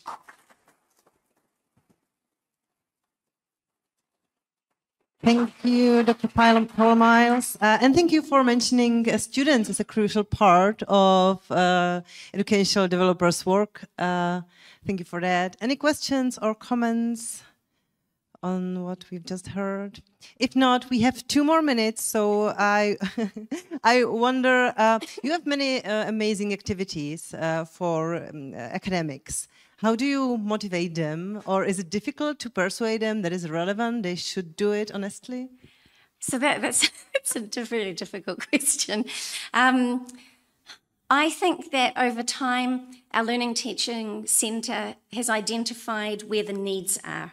And so the things that are offered, they know that there are people who want that. So we are, because of a very small institution, our Learning and Teaching Centre is one unit. It doesn't sit within our faculties, it's on its own. And it's taken the time to understand the needs of each faculty, and we have really nice open communication. So if there are things that we need support in, they then develop them for us. And so for the most part, we have really good engagement, because I think our Learning and Teaching Centre have done a good job of providing the right sort of support. There are also lots of mandatory things that staff have to do as part of inductions and in terms of their own development. So there's that element, but there's a lot that people can choose to do. And I think that the numbers of people who have engaged in these programs is pretty big. So I think at the moment we're sitting at a really nice place where the sorts of support that we want is the support that's been offered. And so the connection is working very well. Thank you. Thank you so much for sharing your experience with us. Dr. Paul Miles for the last time. Our guest for this discussion that we called, or we named Teaching and Learning Centers in the Czech Republic, Challenges for the Upcoming Years are Dr. Michal Bulant, Vice Rector for Studies and Quality from Masaryk University. Hello and welcome. It was a very warm welcome. It was a Brno section, wasn't it? Welcome and thank you for being here with us. Next to him is Dr. Tomáš Fliegl, Vice Chair of the National Accreditation Bureau for Higher Education. Good morning. Yeah, we are heating up, hopefully. By the time you'll come up there, it will be very cheerful. Let's see what we've got for Bartoloměj Wróblewski, educational developer and vice head of Paedagogium platform. And I expect nothing less than standing ovation by the time we get here. Okay, Dr. Tereza Pospíšilová, head of Teaching and Learning Center from Charles University, Faculty of Humanities. And Dr. Tomáš Graf, head of a teacher training program for teachers of English on Charles University. Okay, we are warmed up, but to warm up our guests in front of you, I would love you to share a bit of personal experience with teaching and learning centers. I wonder where you miss it the most, when you were proud of it the most, or when it helped you the most in your career or in your past life. Let's start with Dr. Bulant. Okay, thank you. Good day for all of you. In fact, I'm, as it was said, I'm vice rector, so I'm always slightly reluctant to visit our teaching and learning center, SERPEC, during its lectures. But as I'm also a mathematician and teacher of future secondary school teachers, I am very happy when our people are visiting this. And I've started discussions with some colleagues already, I would say 15 years ago, about development of pedagogical competencies, and especially at our Faculty of Informatics, where it's quite usual that even master degree students are teaching as this is faculty where there are many those students teaching their 2 or 3 years younger colleagues, then it's very necessary that they share their knowledge and share their experience during teaching. And I was very glad that it was something which grew from below. And now we are moving, and this is my role at the university, to the point where we need also to build institutions and competencies and teams and attract people and build something from above. Yes, maybe the first word. Thank you. Dr. Fliegel, could you maybe be more general? Could you say what the best current practices are, or maybe just your favorite? Evaluate the current situation. Well, that's a big task for me, but I really like what, for example, Charles University TLC does, which also cooperates much with University of West Bohemia University, and I took part personally in their summer school this August, I think. So this was my direct experience with what they do, and I really liked what I saw. I liked the atmosphere, and I was glad I learned something for myself, even though I'm not a faculty member. I don't teach at the university, so it's not something I would need directly. But in my role, as far as quality of teaching is one of the main priorities of our accreditation agency, it's very important to see how it really looks, what are the problems of participants of such events, and how does it work for the TLC, and what's the challenges they face. So I think that generally speaking in Czech Republic, TLCs are quite young. We can see that they cover just part of the usual activities of, let's say, Western TLCs. We can see that that not very often they conduct, let's say, educational research, for example, but that doesn't matter. I think that the fundamental is the staff development, and that's something all the TLCs do and should do in the future as a fundamental activity. And I see some very nice examples, and my colleagues here are representing those examples. Thanks. Mr. Wróblewski, what is your personal experience? Where was the moment when you were the proudest, maybe? I'm definitely not objective here, so it might be slightly problematic to say what I'm most proud of. But before I answer that question, I just wanted to say that we really appreciate that you joined us, because it's really difficult to find a politician with a human face. And this is the one. So I really wanted to appreciate that. And when it comes to my personal experience, maybe I won't be super specific, but what I mention is that this epiphany I had that I'm actually not alone with my teaching. This was something that was really important to me to realize, that actually I don't have to prepare everything alone, I don't have to conduct everything alone, and I don't have to reflect everything alone. I can do it in a community. And this is something that I realized, and that's why I just went into the community and started working for that. And I think this is the most important aspect of teaching and learning centers. Thanks. Dr. Pospíšilová. Yeah. Well, I first joined the Charles University 20 years ago, and that was as a young researcher, and I had to start to teach. And at the time, there were no teaching and learning centers, so I had to grapple with all on my own. And then trying to improve my teaching, I had the luck to participate in a seminar by Dr. Sarah Leupen, who for the first time, really, I became acquainted with what evidence-based teaching is, how one can teach to make teaching really effective. That was really eye-opening experience. Thank you, Sarah.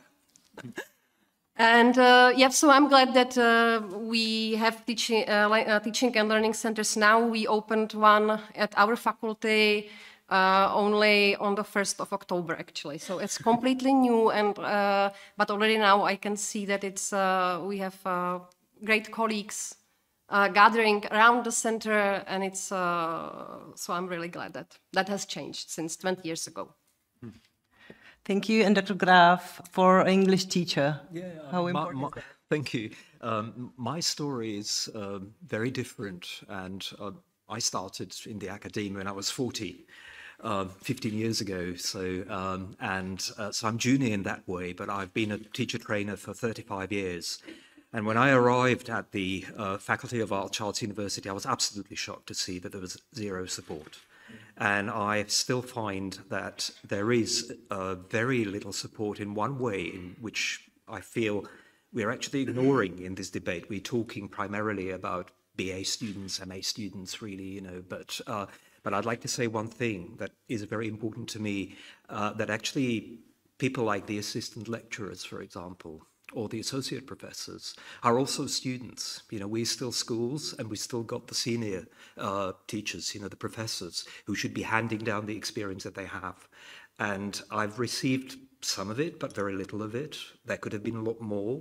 I've walked through many cul-de-sacs where I had to go back and retrace my steps. I made many mistakes and wasted a lot of time. And I find, you know, that in this debate, it is very important to actually think about the new academics, like the assistant lecturers as well, because they are students in their professions, and this is what I would like to see. But otherwise, one positive experience, because I don't want to start on a critical note, we received enormous support during COVID with all the ICT that we needed to use, you know, and that was one, you know, wonderful moment. Thank you. I just want to stress again that you can ask questions, you can add comments or whatever you would like. If you just raise your hand, we will hand you a mic, and you can ask questions to our host. The same goes to our YouTube guests. I'm checking the chat here, so if you have any questions, just don't hesitate to ask. Great. When I'm looking at our audience, I wonder how many of you, and hands up, have any kind of support from a teaching and learning center at your institution? Okay, is it half? Maybe. Cool. No, it's not a scale this time. I'm not going to ask you how well it works. But at least something we have to start with. Many people from teaching and learning centers. Yeah, sure.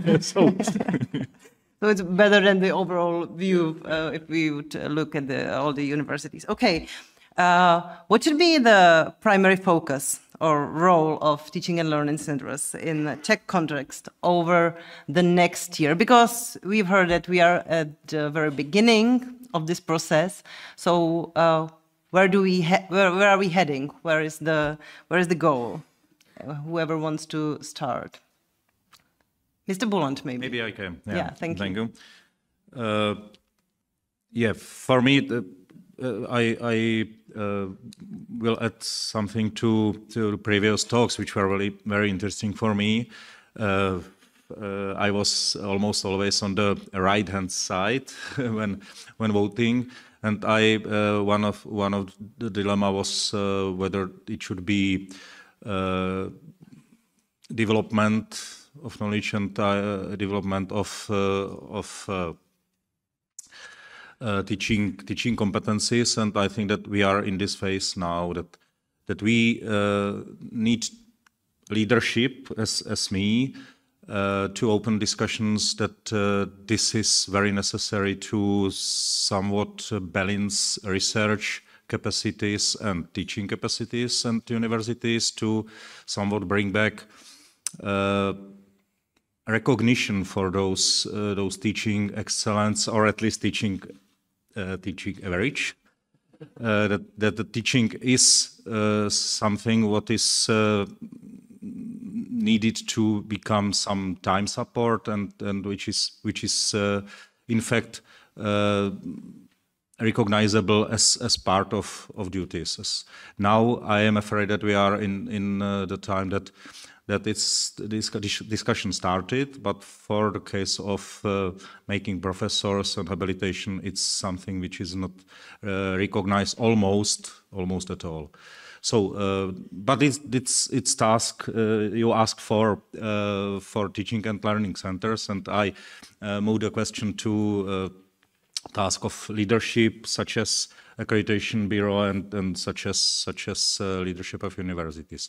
For teaching and learning centers, it's a topic of open discussions. What is meant by good teaching, and we have to build capacities such that teaching and learning centers can manage those thousands of teachers who, as we believe, are willing to become or to be a good teacher. So this may be the answer. Huge task. Anything to add? Thank you. I already said that I believe that the staff development or the pedagogical development is the main goal for TLCs. I think that should be the fundamental activity. And I think that Rick had a great point about the discussion between excellence and the average. I always believe that what we need to do is to focus on the average or on the usual or common member of staff, because what students expect or what they should get from the university is some expected or some standard level of quality, and this should be delivered by this is delivered by everyday teaching and everyday meeting between students and professors. So and this is definitely not solved or not discussed in sufficient depth in Czech Republic, because we as the TLCs emerged years ago, of course the main target group were the early adopters or the enthusiasts who always wanted to do something like this, and now they found out that there is a place where they can go, and that's completely fine. But I think that we need to move in the more universal direction, and we need to hit almost everybody, which is a big task because there are thousands of members of the academia in big universities like Charles or Masaryk. Any idea where to start? I think they already started, and of course it's a question of resources. But in this, as my colleagues told us, there are more resources now in this operational program from the EU funds. So it's something to build on. And I believe that building of, for example, in the context of Charles University with 17 faculties, which is crazy, and you cannot work with that with just one central TLC. It's great to establish faculty level TLCs which will work with their own community, and yeah. And but that's not a question for TLCs. It's a question of for the management of the institutions and the state level to make it mandatory to participate in some development. And I will stop here because it's a big question how it should look. But that's something we need to do and agree on. But I still need to ask you: are there any signs that we are foreseeing the changes on the state level? Okay, that's the answer. Yeah, we see changes on state level if you take our agency as a state level, but we are not policymakers. But so we need more. Well, that's what I'm asking about, the kind of inside information that you have and we don't. Yeah, I see a big change. I think the change is happening since like the 2016 and it's very slow, but it's something's happening. I think it's moving forward slowly, really slowly. Okay, a lot of nodding in our audience. Any comments or question? Not yet. Okay. Oh, there is. I don't see. Sarah Le Pen. Yeah, it would be great because of our online guests. Over there in front. Thank you. So, of course, it's wonderful to see the establishment of these teaching and learning centers at Charles. And, of course, those who are running these centers are in charge of creating a new culture, essentially, as has been discussed, creating a new community, which doesn't yet exist. And they're scattered at the different faculties. So I think there's a great risk that they will become frustrated, isolated. Organizational loneliness is sometimes a phrase that's used. So how can we support these educational developers who are spread out among the different faculties? What ideas or structures should be put in place? Okay, Dr. Doležalová is nodding the most from the panel. But maybe your personal experience, what would help you? And yeah, I am not a policymaker, and I know about your experience. It's my my view from the faculty. For me, the most important is for the TLC at our faculty is to proceed really slowly. I know that it has been going on slowly since 2016, but now the big step at the Charles University is that the TLCs were actually established. They are new. So now take the time to win the trust of our colleagues at the faculty, that we can provide something that is useful for them. That we want to learn about them as well, because it's an opportunity for people at the TLC to learn about actually how people teach in our faculty, what's important for them, what they need. So it's a mutual learning enterprise, I would say. And this phase, this sort of the slow beginning, should take some time before more mandatory or try to hit the most things come. But for us, I think that it's important to keep the community across the Charles University, and there's a really important Paedagogium and support from people from Bartek and others, that actually there will be this network of the TLCs. That's important. Yeah. Okay, Mr. Wróblewski. We're definitely trying to establish that. As you may imagine, it is a huge challenge to create a community across 17 faculties, and so different faculties, so different needs, but this is definitely something that we are working on, and we've already had first meetings, and I see many of them here attending the conference. So this is actually very important to me that we can meet and learn from each other.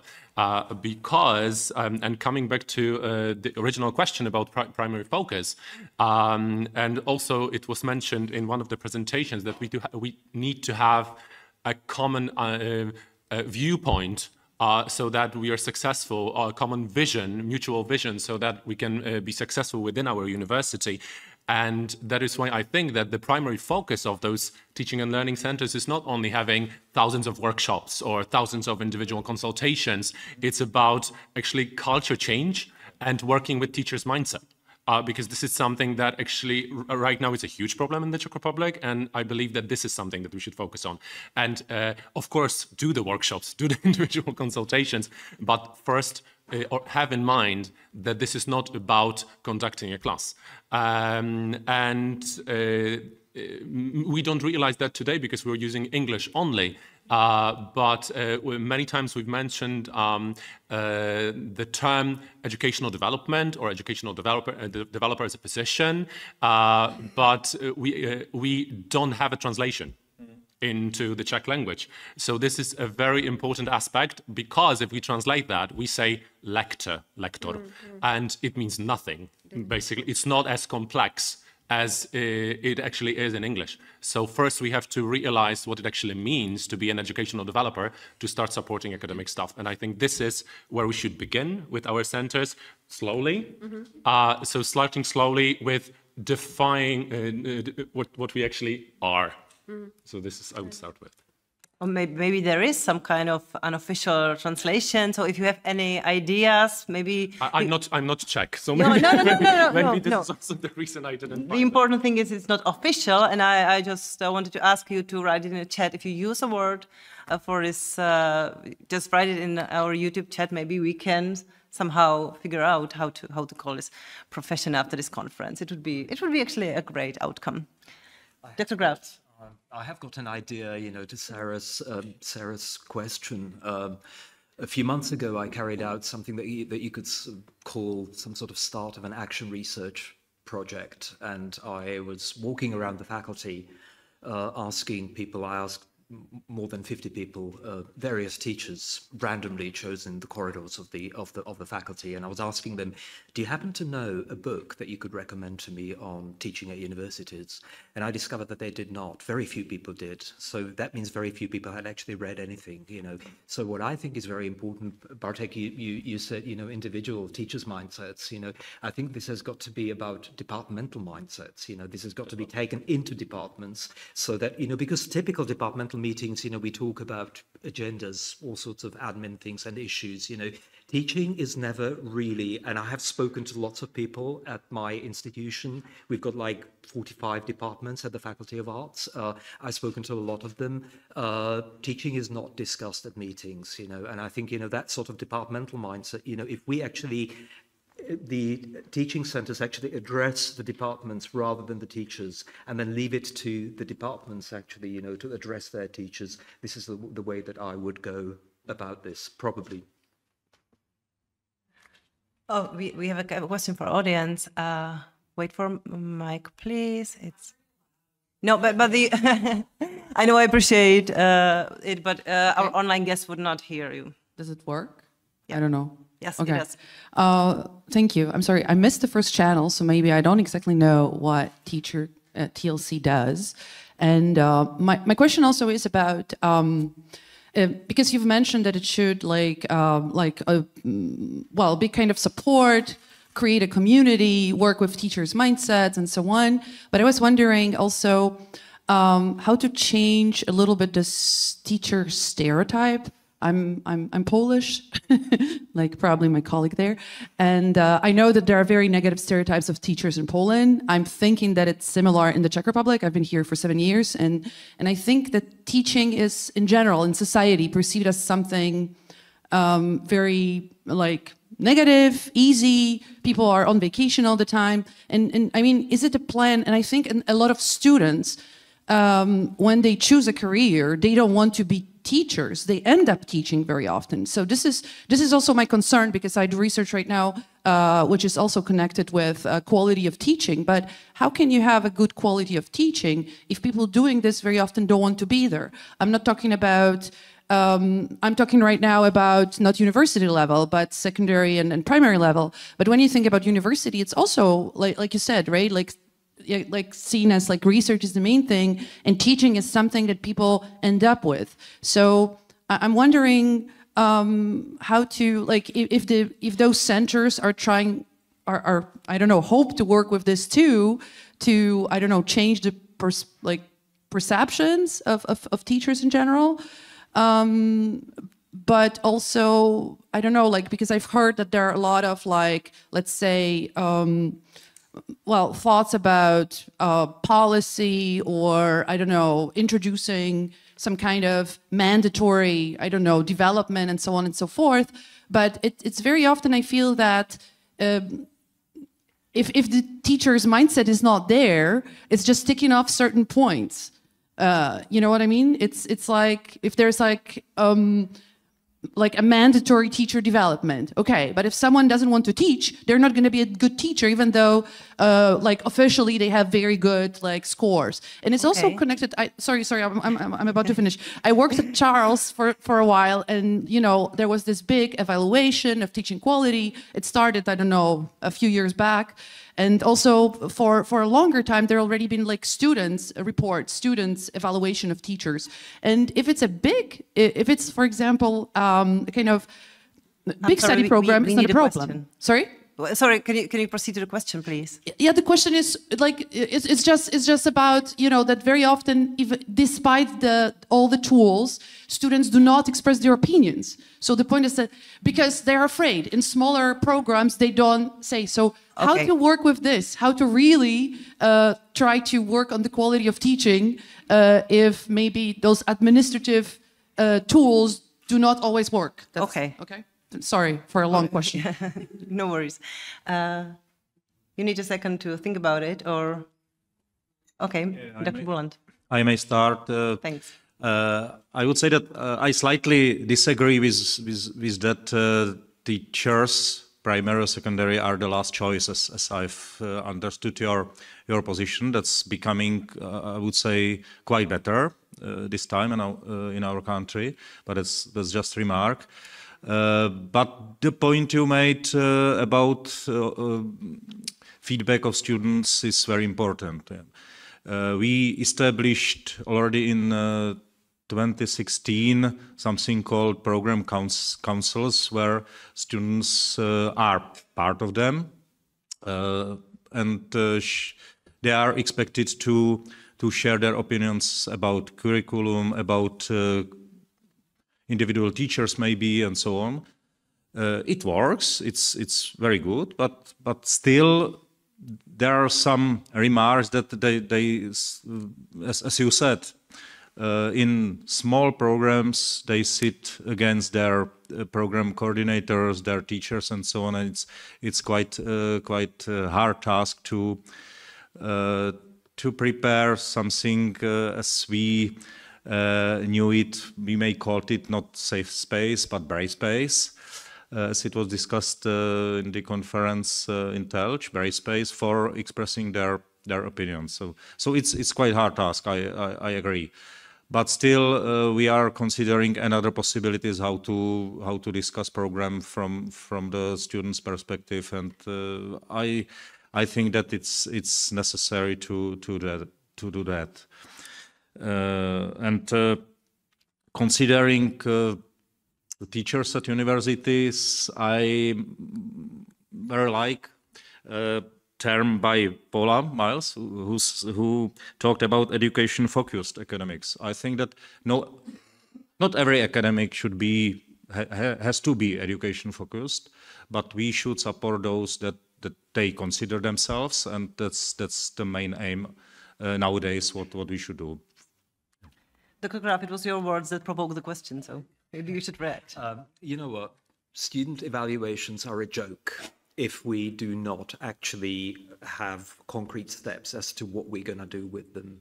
And this is what the institutions are not really doing. We spend so much time and resort every year, term by term, students evaluating. They're sick and tired of it and you can see that in the response rates that we get. Okay. And but actually, you know, I have never actually received. I've received lots of feedback from my students, you know, but I've never actually seen anybody, you know, who would actually say, like, you know, at the faculty level, you know, well done, let's say, you know, or what are we going to do about it, you know, and because the people don't know, and so I think this is the role of the TLCs actually, you know, to develop policies here, like, you know, what do we do with this feedback that we get? It is precious feedback. We're wasting it. We have been wasting it, in my opinion. But I'm very skeptical. And I hope you can excuse me. We have two reactions here, so the evaluation by students is really important, and but so far, for example, at the Charles University, it goes sort of, a little bit on two separate tracks. On the one hand, there is the evaluation of teaching by students. On the other hand, there is the development of pedagogical competencies. So maybe this needs to be united a little bit more, but the TLCs are an opportunity to do that. I agree with what you said, but it's usually also up to the manager of the study program, the so-called garant of the study program, to look at this feedback from students, the way they organize the feedback. It doesn't have to be necessarily only the quantitative, simple survey that is carried out after each semester. There can be other ways, focus groups and different ways of seeking feedback from students and reacting to that feedback on the level of the study program, not necessarily the whole faculty. I think that's the way forward, the only way I can see. And Mr. Wroblewski? And just a quick comment or adding to what you have said. Once again, I will be talking about the language because I'm a linguist, so it's my it's my favorite thing. So basically, in English we would say teaching and learning centers, but in Czech we say výuka, which and many of us think that this is only about teachers. Once again, so basically we should not remember that the centers are also for students. So they should provide support for the students, and I can imagine that we should provide support for students where we teach them how to give us proper feedback so that you can actually have something to work with. Yeah. Because right now, the way it is designed, it's not working. And it definitely needs to be improved. Of course, it differs. Somewhere it's better, somewhere it's worse, but there's a lot to work on. Dr. Fliegel? Yeah, I believe that the student evaluations or the student feedback generally is essential. And the question is the tools we use to gather it and to work with it. Many student evaluations questionnaires I've seen are really bad. That's one thing. Some are really good. And the second step, what we do about the feedback, I think what TLCs could do are like workshops with the faculty members on the feedback and on the actions needed.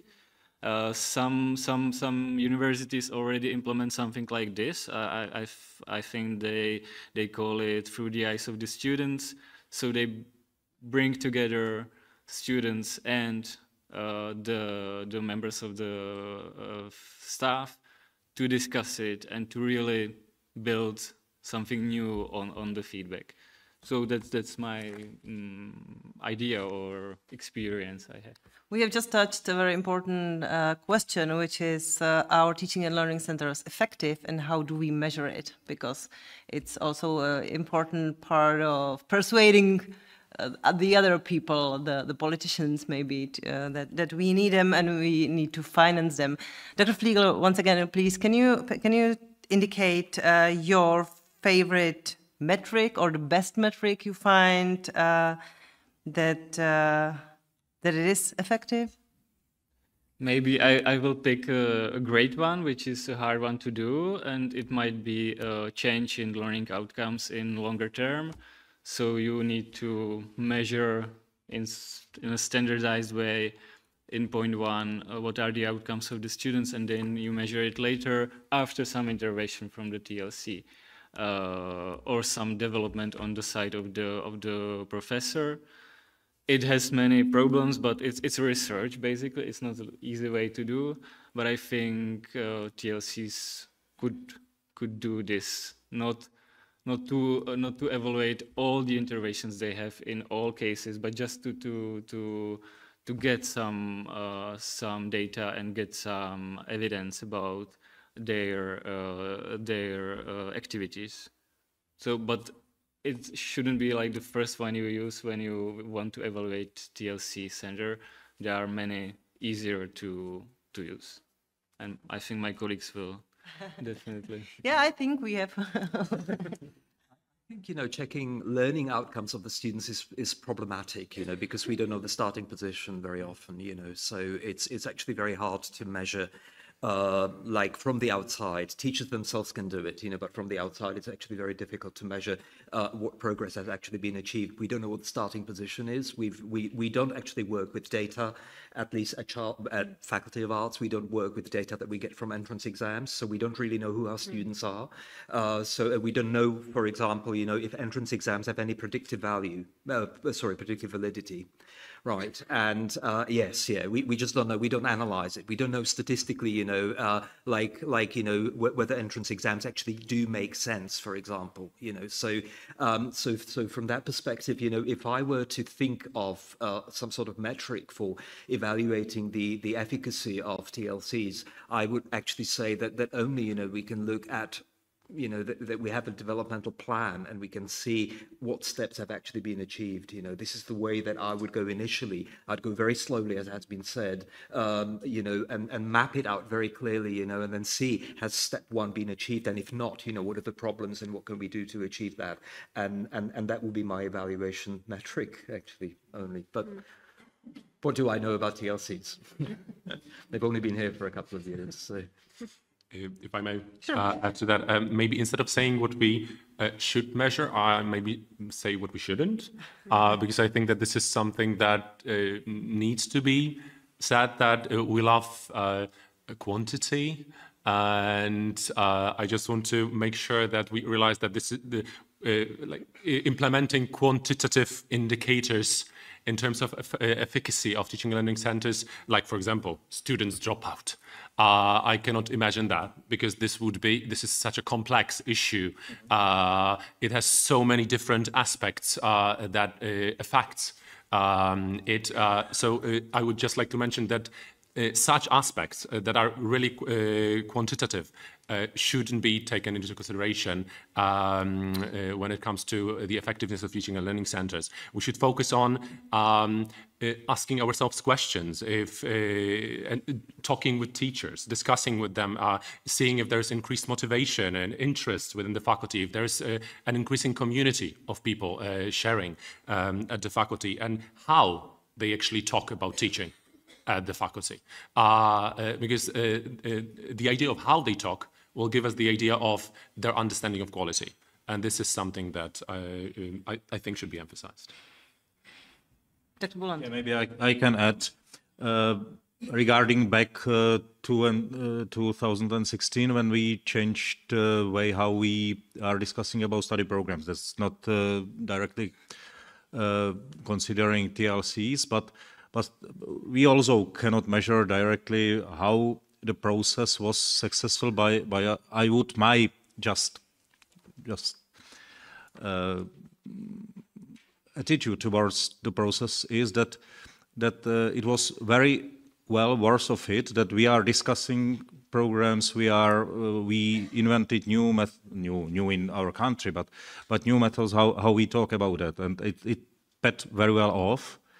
But still, we don't know whether with some hard criteria, whether it's the fact, but I am very convinced that it was that. And the similar is, as was said with TLCs, that we should have some track and we should see whether we are fulfilling that. And yeah, I have some anecdotal experience with giving entrance exams after 5 years of university study to our students, and it was disaster. So, yeah.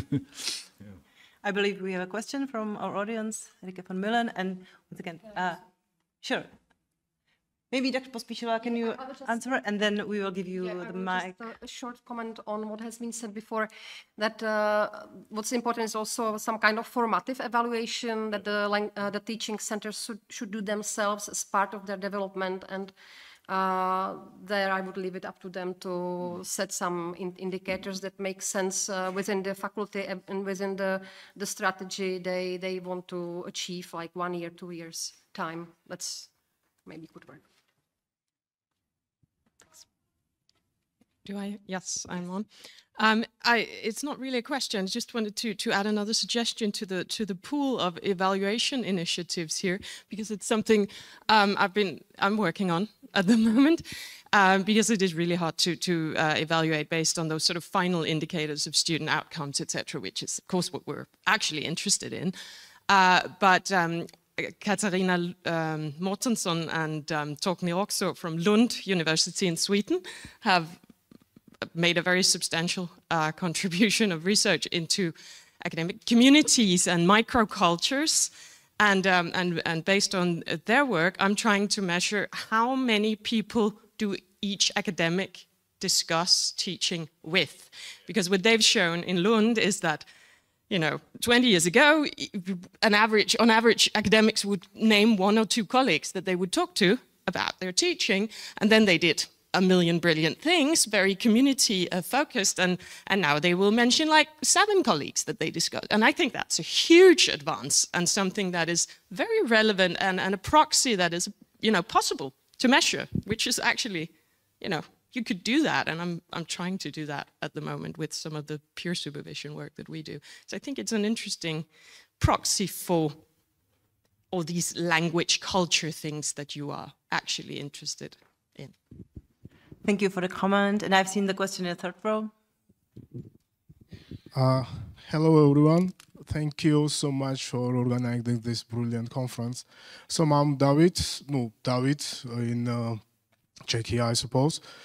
So my experience mostly related to Georgia because I'm originally from Georgia, Poland because I spent 1 year there, and now I started my PhD at Charles University in political science. So it's kind of, I'll provide a bit of context and then I will ask the question. I can start with the question. My question is how much trust we should put on teachers and how much flexibility we should grant them to lead and control the teaching process. Because if the evaluation is a problem, and I'm from social science field, right? So the evaluation is always a problem. And when we think about this quantitative and qualitative things, it's even harder because it's easier to count stuff than just explain what's going on, because the criteria itself are very hard to define. So my thing is, I know that everyone knows about this, I'm just showing off that's how smart I am. But the thing is, about the question, if evaluation is a problem, and if evaluation itself is a problem, not the methodology is a problem, because we need to support further than evaluate. So how we will decide if we need to grant them, I mean, teachers flexibility to control how the teaching process, or they just don't deserve it, and we are the one who is teaching, teaching them how to teach. Yeah, thank you. For the question. Dr. Graf. You touched upon a theme that is very important to me, and I've been observing, I was talking to Rick about this in the morning, and that's the word trust. And I somehow feel that we live in an age of loss of trust. This is the sort of postmodern thing. We're constantly having to prove ourselves. We're constantly having to prove. We've got metrics for everything in the academic world. Everything is monitored. We're constantly having to do self-evaluations and evaluations and this and that. And if we do not give teachers the trust, then I think that's a bad message, So their trust has got to be there, okay, but it's got to be combined with that support, So they must have the trust. If we remove trust from everything and we think that we can control it with a piece of paper, we're going to fail. Okay, but the question was, how would you combine it? How would I combine it? I would just assume that if I have the position that I have earned through my research, through doing a PhD, etc., and been through an institution, that I do deserve a little bit of trust, and I don't have to fill in a form every year. Okay, so that would be the first step. And the second step would be at the departmental levels. But the problem is, that at the departments, departmental heads are not managers.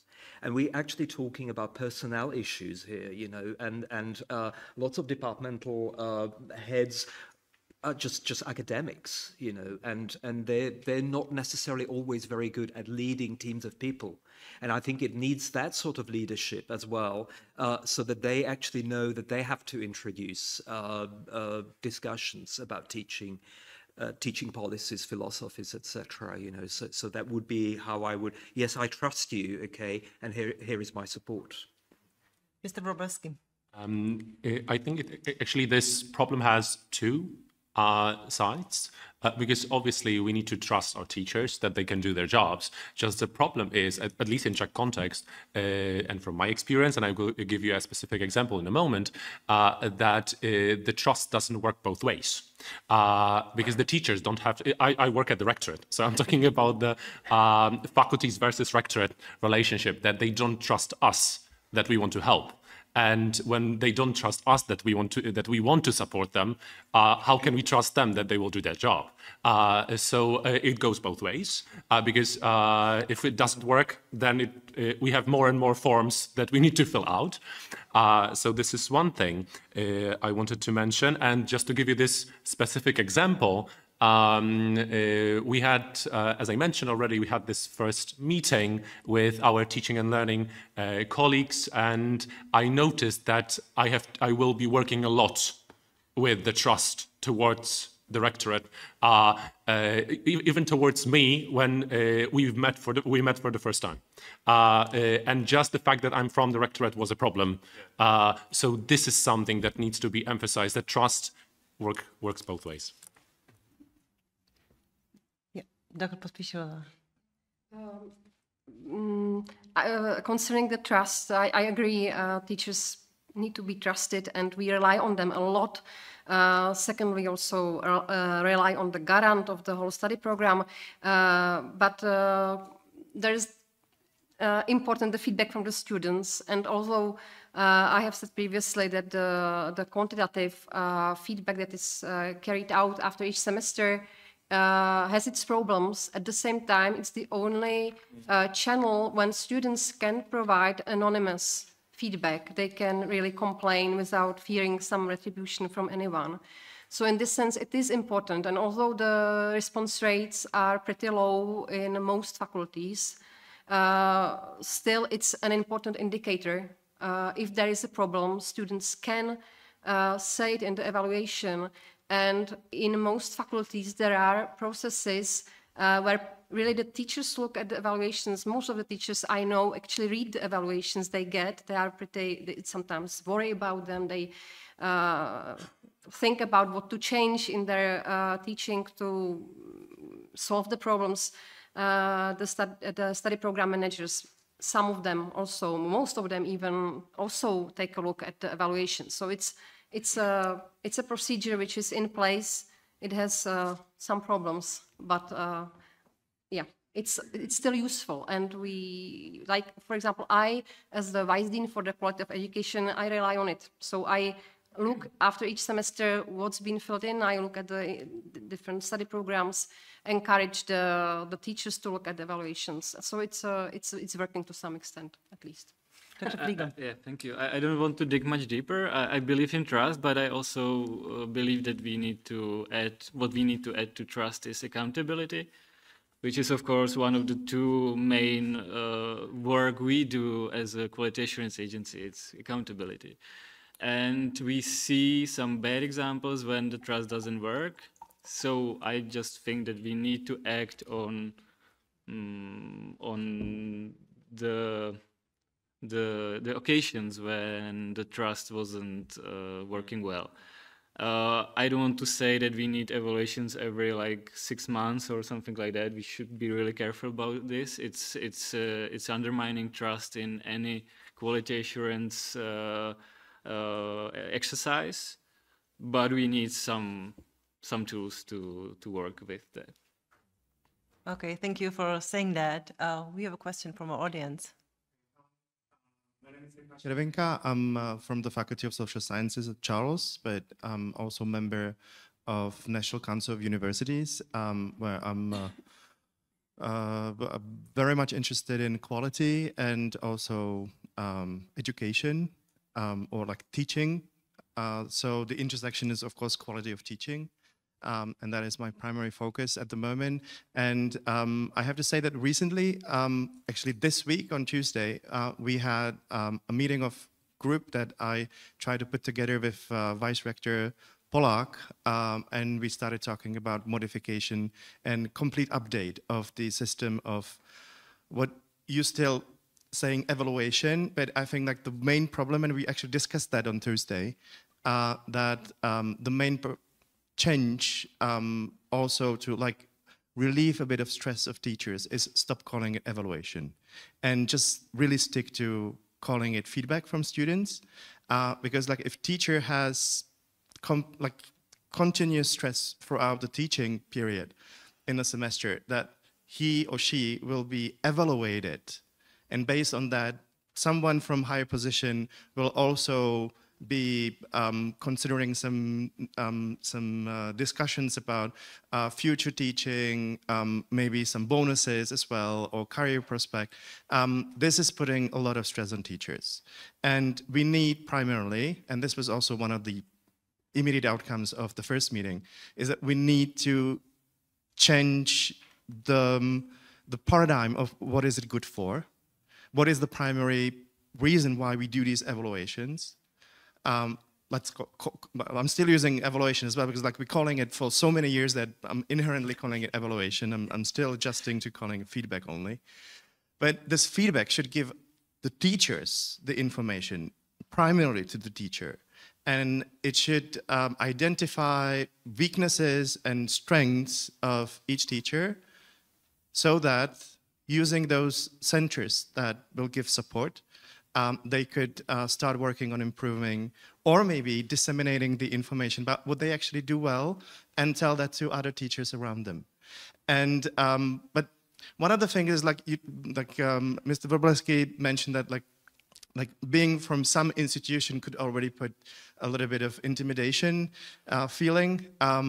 What we also feel is the stress from the actual outside world, from the outside of universities, because we still rely on public money, and current notion that is spread by people at the government is that we are basically criminals that spend money, and if we don't show that we actually do something well and deserve the money, then we should be cut with budgets. And so we need also some support, even beyond the rector's office. We need support from national agency, which should be basically the agency which is maintaining some level of quality, but also from higher positions, from Ministry of Education and from others. And at the moment, I don't really see that. Thank you for a comment. Do you also have a question? No, okay. No. Anybody wants to react? Mr. Wróblewski? I just wanted to mention one thing. The thing you mentioned at the very beginning, that changing the wording of things, definitely very important. We also try to do that with, for example, pure observation instead of using evaluation, hospitace in Czech. What needs to be emphasized, that changing the naming is not enough, is what you do with it later. Because if you still continue doing the same things, the new word will get the pejorative meaning, and nothing will change. So this is just something that I wanted to stress. Okay, thank you. Dr. Fliegel. I also agree with the use of a different name, and as Bartek said everything. that we need to work, that we need to change the way we work with the feedback. Okay, thank you. And I've seen the question first over there. Thank you. Martin Vejraška, First Faculty of Medicine, Charles.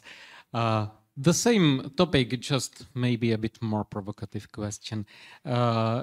Really, student evaluation is very important, no doubts about it. Student feedback is an essential part of pedagogical process, no doubts about it. Anyway, any evaluation should lead to improvement, to a positive change.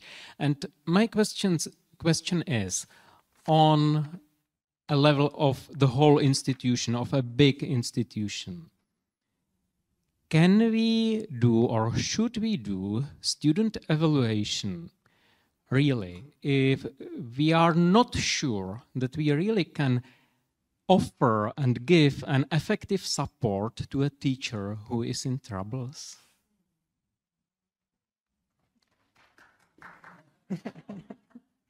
Okay. Yes, I think we have a great example in this country, and I believe in many other countries, at primary and secondary schools, the headmasters are supposed to be the guarantors of the pedagogical competence of the teachers, These days, a lot of them actually, are bogged down in administration, but this is the primary role that they have, and that we have actually got the expertise there. And it's a funny thing, that we don't actually use it, as far as I know, very much at the university level.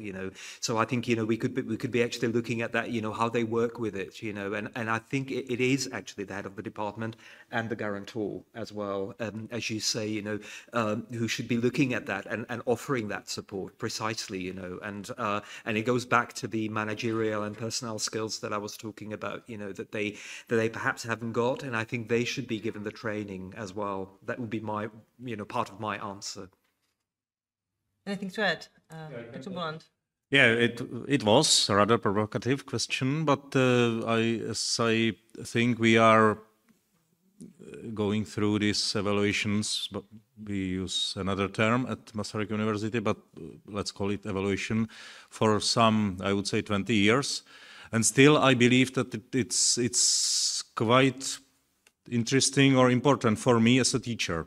Yeah, I wouldn't say that it should be used hardly in evaluation, in personal evaluation, but for me it's very valuable feedback, even though maybe I cannot get support, or I could get, but not every people at the university can get support from our SARPAC. It's inherited feature. But still, I can read why I am considered to be good, maybe what wasn't so good, and if I am a teacher who wants to be a good teacher, and I consider at least 20% of our academia that they initially want to be good teachers, then for me it's feedback very valuable. But yeah, it's the right question. If it's structured, those evaluations, if they are structured in such a way that it's valuable for me as a teacher who wants to be good. Yeah.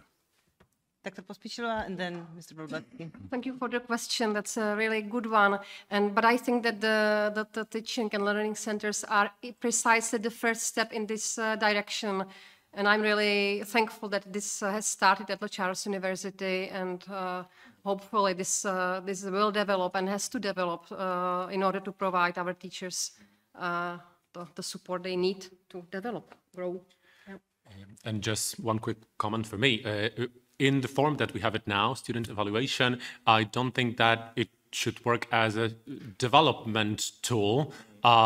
It is, in my opinion, is a managerial tool to see if something really terrible is happening within the study program. So definitely not a self-development tool, but as Terka mentioned already, I think that the self-development part should be the focus of teaching and learning centers, and we are at the very beginning, so we don't have it defined yet. But I hope that slowly we will be working on that.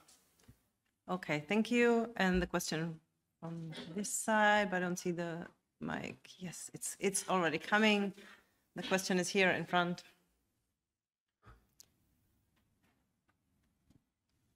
Thanks. Bartłomiej Michałowicz, University of Warsaw. I also have difficult questions because we are talking about students' evaluation of teaching. And do you think that students always are trained enough to evaluate teachers, or how to change it? That's okay. Yes, thank you for that question. I think at the pedagogical faculty they have done some nice activity to develop some materials and workshops and posters and so on, and with the focus on teaching students how to do evaluations or explaining why and how, so that they are useful. And I have received recently these materials from a colleague from the pedagogical faculty, and they are excellent. So I'm glad that this is happening. We are going to learn from them in this respect. Yeah. Mr. Wróblewski, wanted to say something? Maybe I will go one step further. I don't think that, or I think that many students are not trained to give good feedback, but moreover, many teachers are not trained to give each other feedback, for example, and management is not well trained to give us feedback as well. So there are many layers of feedback that is missing, and how to solve all those different layers of not giving feedback or not giving constructive feedback. We get feedback, it's just not constructive very often. If I had one unique answer, I would give it to you. I probably don't. But what I hope will happen, at least at Charles University, that since we have 17 faculties and 20 or so educational developers who will be working together and cooperating on that, I hope that we have more heads to discuss the topic, because this is definitely one of the topics that we will be discussing, which is a long run. This is not something that we will solve in half a year, but this is definitely something that needs to be discussed. I feel, Bartek, that you know what's going on. You're right. Okay, are the students trained? You know, but if we're providing them with a tool that they're not trained to use, you know, then the tool is bad, right? So, so if the evaluation forms that we give them, you know, are not actually conducive to effective use by the students, you know, then we should think about the form of evaluation, you know, that they will be able to provide. I think that's the answer. Dr. Flegel, I think. I also believe that we cannot expect students to competently evaluate, let's say, teaching competencies of the staff. That makes no sense. I believe we should ask primarily about their experience and to describe the experience. I think that's really important, that's really useful also, and not expect more, because that's not the right tool for assessing teaching competence or the relevance of learning outcomes, for example, which is also very common. I don't know. Okay. Is your question on feedback again, or? Okay, sure. Does it work? Yes. Yes. Well, actually, I want to continue this topic. Actually, okay, our students will evaluate us. Would you introduce yourself? I'm sorry. I think that everyone knows me. So. Maybe I'm the only one. No, yeah. Sorry, especially for you. So I'm Barbara Golovatina from the Západočeská univerzita. Zní to divně. Okay, so, and the point is, okay, they will evaluate us, everyone, the teachers, the colleagues, the students, the managers of faculties, of institutions will evaluate us. So what? How can it change my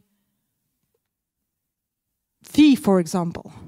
Yeah, so, and okay, I'm very good evaluated by everyone, or not. Maybe I'm not good evaluated. I have something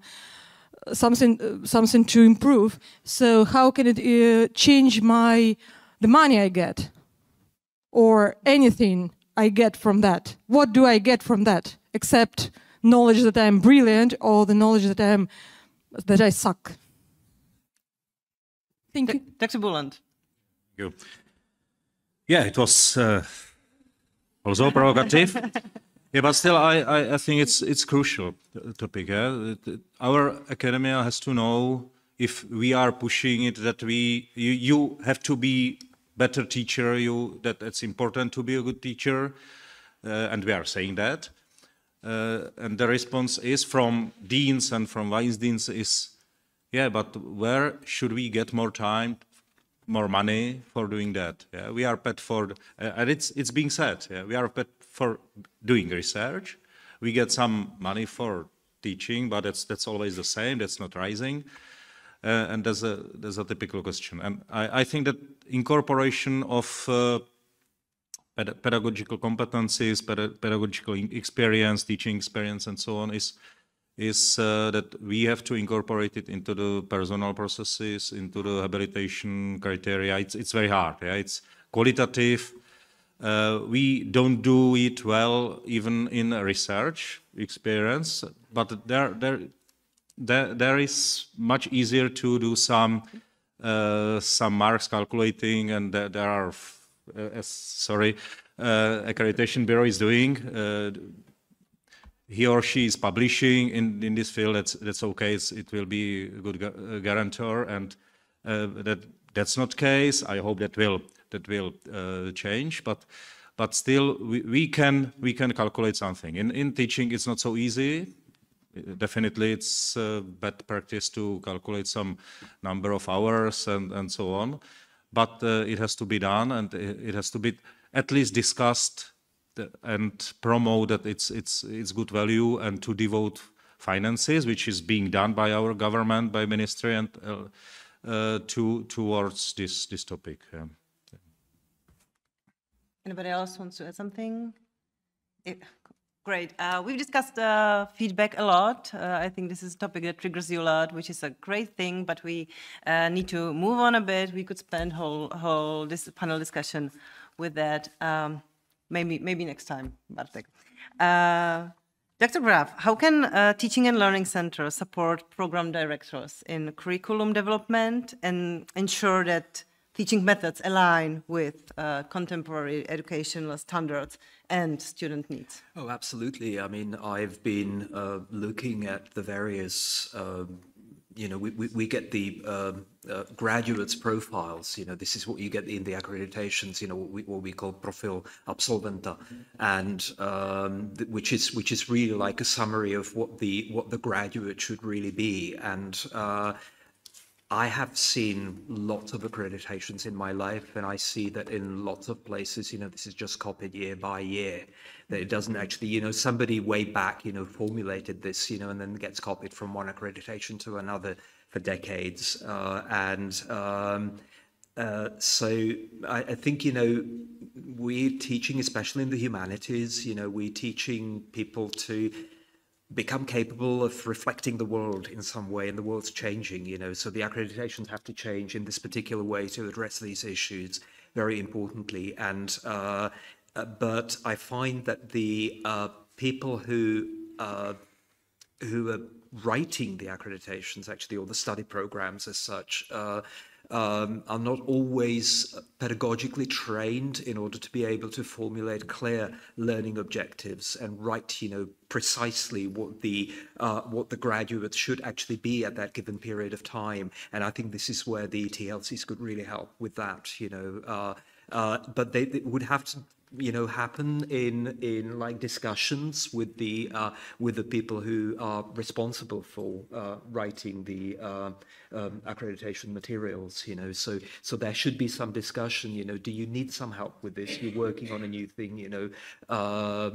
How are you formulating this? There should be some feedback. So that's what I would do. Yeah. I think that there's a big role for the teaching and learning centers to help the study program guarantors to improve the accreditation when they revise one or write a new one, especially to progress from the study or from the learning objectives and outcomes to build the whole study program. So not use this approach at the level of the individual courses, but at the level of the whole study program. That would definitely improve. But the study program guarantors are people with the necessary titles.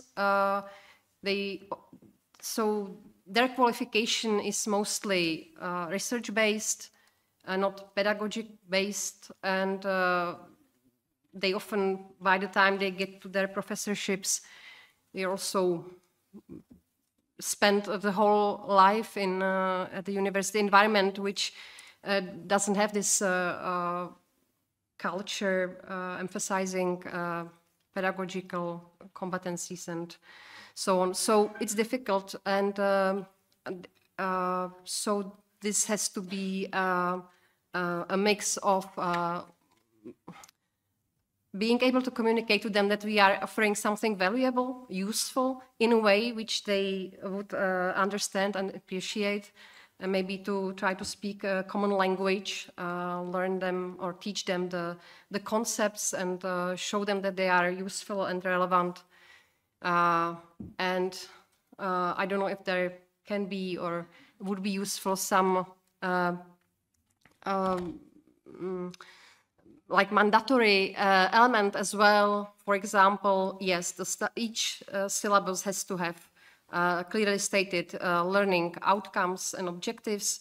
And so, yeah, we want you to do it, and you can do it either formally, or we offer you here help to do it, to engage in this as a practical exercise that you can actually improve something. So, yeah.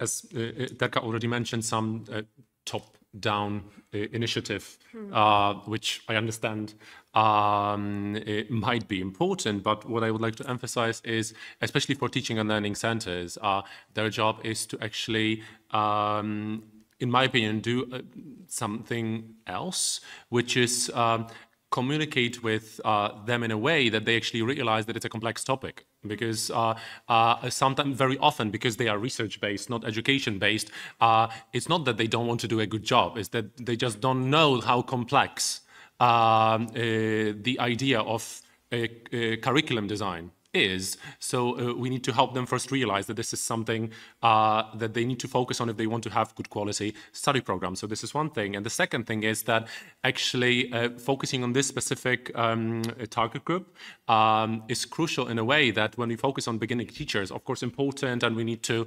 help them, we need to support them, but these are not, let's say, people in higher positions. When we discuss the topic of pedagogical competencies with study program directors, guarantors, whatever we call that in English, we get to talk to people who are slightly more experienced, higher in the university hierarchy, and the topic spreads, not only stays with beginning teachers. Because I think, obviously, let's go with evolution, not revolution, but this topic should be discussed on different levels.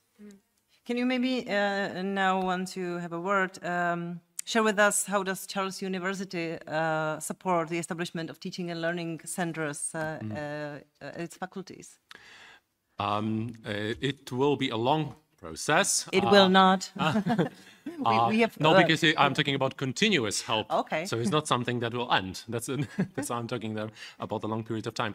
I will maybe describe it from my perspective, which is just to give you the context. And as it was said to me, that I'm somewhere in between the faculties and the university management, which puts me in a very difficult position in a way, because I'm not university management. I work at the Rectorate and focus on pedagogical competencies and try to support the development of the teaching and learning centers. So my job in supporting the establishment of the centers is to creating the community. This is my main job, and since I'm very far from the faculties, sometimes literally in distance, because we have faculties in 3 cities. It might be very challenging, but this is something that we would like to do. And maybe one more thing that I would like to describe that is slightly more specific, is we also decided to prepare a course leading to micro-credential, focusing on or designed for educational developers, which we create together with the University of West Bohemia and Lucia Rohlíková, who is here as well. All together at 2 universities, it will be a 2-semester course, focusing on our part at Charles University. Will focus on more on-site support of on-site teaching, and University of West Bohemia more on flexible forms of learning and distance learning. But this course is not for teachers how to teach. It's a train-the-trainer course, so it will be designed specifically for our teachers. And right now we are planning to open it in February. It will be so far closed for Charles University, because of course we want to train our resources within the university, but since this is a micro-credential, in the future we are planning to open it for Czech universities. So this is I don't want to go into details, but if this is something that you would be interested in, we can discuss that over lunch. Dr. Buland, I am wondering also about the management perspective. So from your point of view, what are the biggest barriers or challenges to fully integrate TLC into the structure, into the strategic framework? Yeah, I would say some points of that earlier. So I will recall that's some incorporation to the standard processes, which is very important for pedagogical part of our duties to become equally important as research. And we are undertaking these discussions about that, and in fact, such topics as habilitations and professorships are the crucial parts here. That when it goes to those hard criteria, then everybody agrees that we should support pedagogy and so on, but up to some point. Another one is for me now the biggest challenge is to create sustainable TLC with enough people, enough lecturers to be able to provide support for those hundreds, as Rika said, hundreds of new people, as we are trying to establish compulsory education for newbies in academia. So it will be hard tasks, and to be sustainable, to obtain enough financial support for 10 or 15 years, as we will need, as I've recalled from Rick Huizinga, as this at least something which is before us. Yeah. Dr. Pospíšilová, is having good, well-paid instructors enough, or do we need something more? For the TLCs? Yes. I think we need especially inspiring people, because in our TLC we started in October from the very start with the first course of basic pedagogical competencies, and we managed to have Michal Urban, an excellent lecturer who impressed everybody. So since that very course, a good word went around the whole faculty, how great it was, how useful it was. And now when we have the second round of the course, within like 3 or 4 days, the whole capacity was full. So you say that having Michal Urban is more than having a lot of money? People like him, yeah. People who can inspire, who know their job well. Sounds like product placement. Product place, Mr. Urban.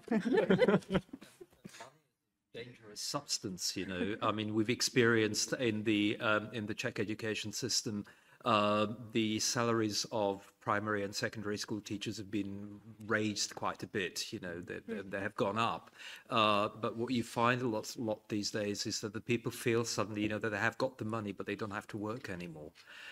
This is, you know, what we hear a lot, you know, they say, you know, why should I, you know, and then suddenly, you know, you start hearing, you know, that people only work for as much as they're paid, but they're actually already paid enough. But it's actually, apparently, you know, headmasters say that it's a lot harder now to motivate people to do extracurricular things, you know, because they feel they're comfortable.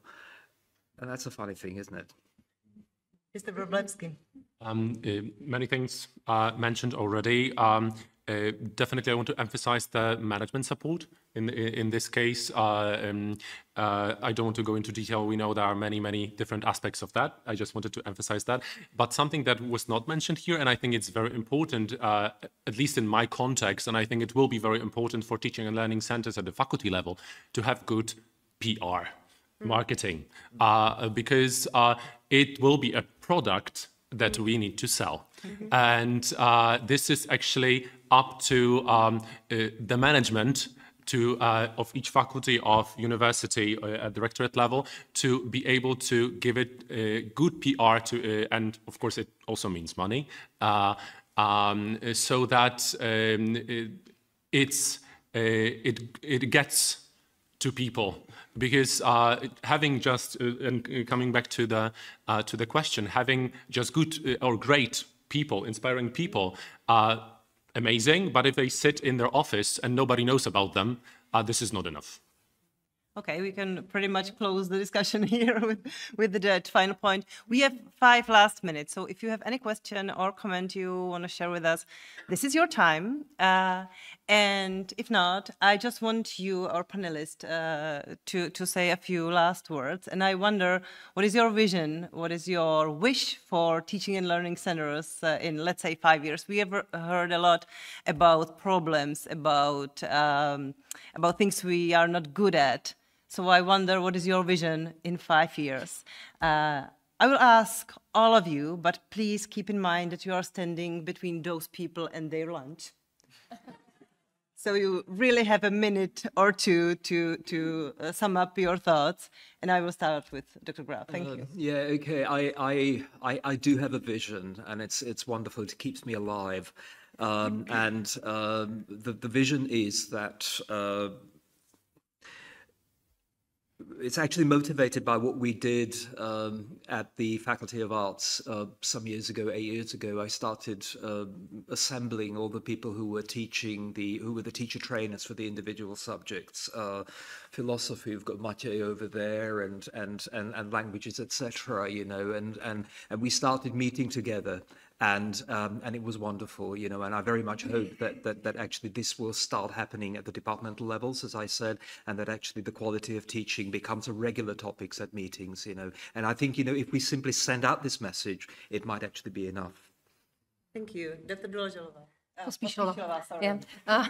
I would like in 5 years for every academic teacher at the university to have the feeling that they have support provided for their teaching. If they have problems, they have somebody to help them with that. So that's one. And the other one is for the Charles University precisely only that we have this European project which has been mentioned that will carry on for 5 years. I wish the centers would become part of the institution in the future, even after the project ends, and that they would flower. And I'll continue since I'm responsible for the project, that I hope that it will be more than just forms and documents that we need to fill out, that it will literally be a community of people working, and I'm definitely not mentioning excellency, but I don't want to use the word average. I think that we need to create a new one, but it's a scale, yes, okay. But I'm really fond of playing with words, so that's why I'm mentioning it. So this and so collaborative space. I think this is something that that I hope this project will achieve. And also we will have not only people involved in the project, but also all the teachers and management at not only Charles University, a deeper understanding of actually what educational development is. Thank you. What I hope is that the TLCs will become integrated in the culture of universities. And I will just repeat what Bartek said about the communities. I think the TLCs should build communities and maintain them, communities of teachers who discuss it on a daily basis. That's what I hope for. And I also spoke about the pedagogical research. I believe that TLCs could be both a support unit and like a research department for education happening at the university. Thank you, Dr. Boland. No pressure, but these are the last words of the Yeah, thank you. Yeah, I can just summarize what was said. As I would underline what Tomáš Graf said. I hope that teaching will be discussed. It will be the topic. Teaching will be acknowledged, good teaching, and there will be enough support from our TLCs. Yeah. Thank you.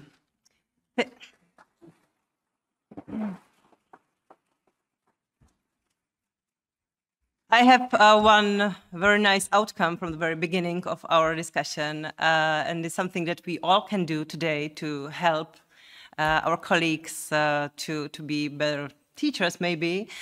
So I have a challenge for you. Share a book on pedagogical skills with your colleagues today. Some great book you've read and you think everybody should read. It's something that Dr. Graf said at the very beginning, and it's something you can definitely do. Make a list or just one book, share it with your colleagues and do it today, because that's one small step that we can all do today. The panel discussion is over. Thank you all for great discussion. And I only have a few organization words for you. The lunch. Hi, thank you so much. I'm here in representation of the group that work on the For You Plus Center for Innovative and Digital Teaching and Learning. And I will first give you an overview of the For You Plus Alliance and its educational framework. And then I will go more into depth into how we envision this collaborative effort that brings to the Center for Innovative and Digital Teaching and Learning, that for simplicity, because the name is very long, I will call it the For You Plus Virtual Center. Like that? Yes. So the For You Plus Alliance is a transnational strategic association of 8 leading and research-intensive European public universities. You can see all the 8 partners on the map. And we have one big vision, that is to create, to arrive to have one comprehensive, research-intensive European university. And we try to deepen our collaboration and cooperation on education, research, innovation, and outreach. Within the Alliance, and with a focus on education, we have developed over the last years an educational framework. This educational framework is based on 3 main challenges, including the development of a common challenge-based framework for education. At the core of this framework, there are the For You Plus flagships. They are 4. They are composed of academics and researchers who are working, they gather together and work to innovative solution and joint courses and joint activities for the global and European challenges of our time. And in this framework, we also focusing on the student profile, the For You Plus student profile, who is a student that is open-minded, multilingual, data literate, a critical thinker with an entrepreneurial spirit, and socially engaged. We tried with this educational framework that we set up to stimulate and encourage the academic staff within our universities and who collaborates in the For You Plus activities to use innovative pedagogies and creating student-centered, challenge-based and research-based activities jointly. And using also innovative mobility schemes in order to enable students and PhD researchers to undertake a comprehensive learning experience virtually, physically, but also in a blended format across the universities of the Alliance. And we call this For You Plus educational framework For You Plus innovative education. That is in which we identify the student profile, as I was saying before, and we also identified some educational strategies and approaches that, in particular, 6 key pedagogical terms that form the basis of our innovative education. We also try to tackle the teachers' interest in using innovative teaching strategies by providing them with some pedagogical contents. For example, we created these For You Plus cards based on the educational strategies. And in parallel, since the beginning, we started also supporting teachers with in their designing and implementation of their courses. For example, we started by mapping the academic development initiatives in all our universities, and because it was an experience that was already part of some of our universities, we've also adapted, for example, the UCL ABC workshop and the ABCD Sorbonne's workshop, and we created, we developed the ABC Learning Design at For You Plus workshop that was used to support academics. And because we have all these initiatives in place, we decided to deepen our cooperation even more and to, in a certain way, formalize it by developing the For You Plus Center for Innovative and Digital Teaching and Learning.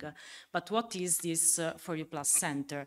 It's a form of cooperation that supports the empowerment of academics in their teaching journey, and it aims to encourage them to innovate their academic offers and to have a critical dialogue about teaching among them. It's also a virtual hub for pedagogical resources that can stimulate academics in differentiate the way they design their courses.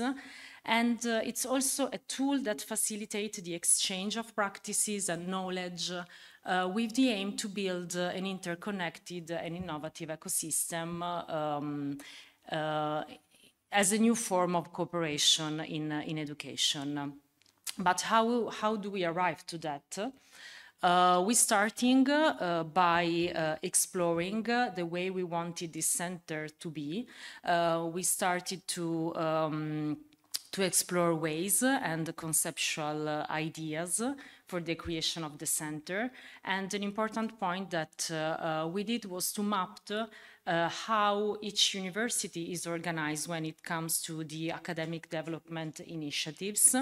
And it was not for finding any similarities or any point in common, but it was just to see how different we are. And actually what it came out was very interesting because although we were committed in the For You Plus Alliance before starting this cooperation on academic development, we realized how much we are organized in a different way. We have different structures. We have a centralized or decentralized organization on supporting teacher. And in the second phase, so we decided the direction we wanted this collaboration to be, and we writing down a charter that is sort of expression of intent on how we want to do within the virtual center. This charter outlines the vision of the virtual center, the objectives, the cooperation framework, the scope of the activities, but also the cooperation framework between the center and the local structures present at each universities, and also we committed on developing certain activities. Just to give you an idea of the vision and the objectives, we would like to build a community of practice among our academics in the Alliance, and we would like to support them continuously in developing and implementing the student-centered courses.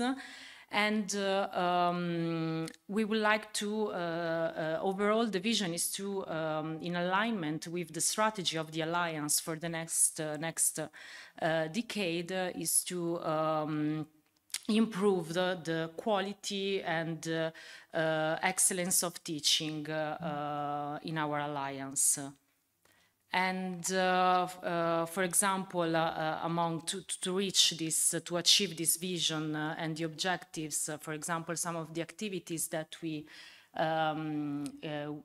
foreseen are the sharing and developing and co-creation of pedagogical materials that should be, we want it to be open access and of high quality, and we want also that all academics can benefit from the type of materials and activities that we do, and we strive to enhance also the offering for our community. And an important point that was not without challenges was the definition of a cooperation framework. because, as I was saying before, each university has its way of supporting teacher in a more in different structures with a different organization, and since this local way of supporting academics, it's vital for the existence of a virtual center at the level of the Alliance. We try to identify the way how to best engage, how to engage, and who to engage to fulfill the overall vision of the center, and to oversee all the activities of the center and the alignment of the vision of the center with the broader strategy, the broader Alliance strategy. We also established a coordinating committee. In particular, we tried to define what we mean by the local structure, the local academic support, and we identify this term that it's pedagogical development specialist.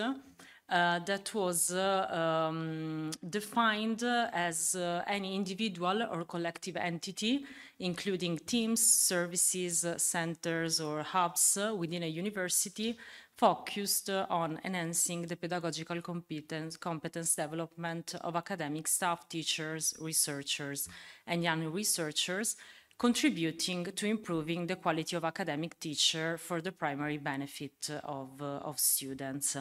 And we try to keep this definition as broad as possible in order to encompass all the differences that there are in our 8 universities of the Alliance, and also the mapping that we did in the first place brought also to the conclusion that although we are so different, we share the same aim, that is to continuously support the academics in developing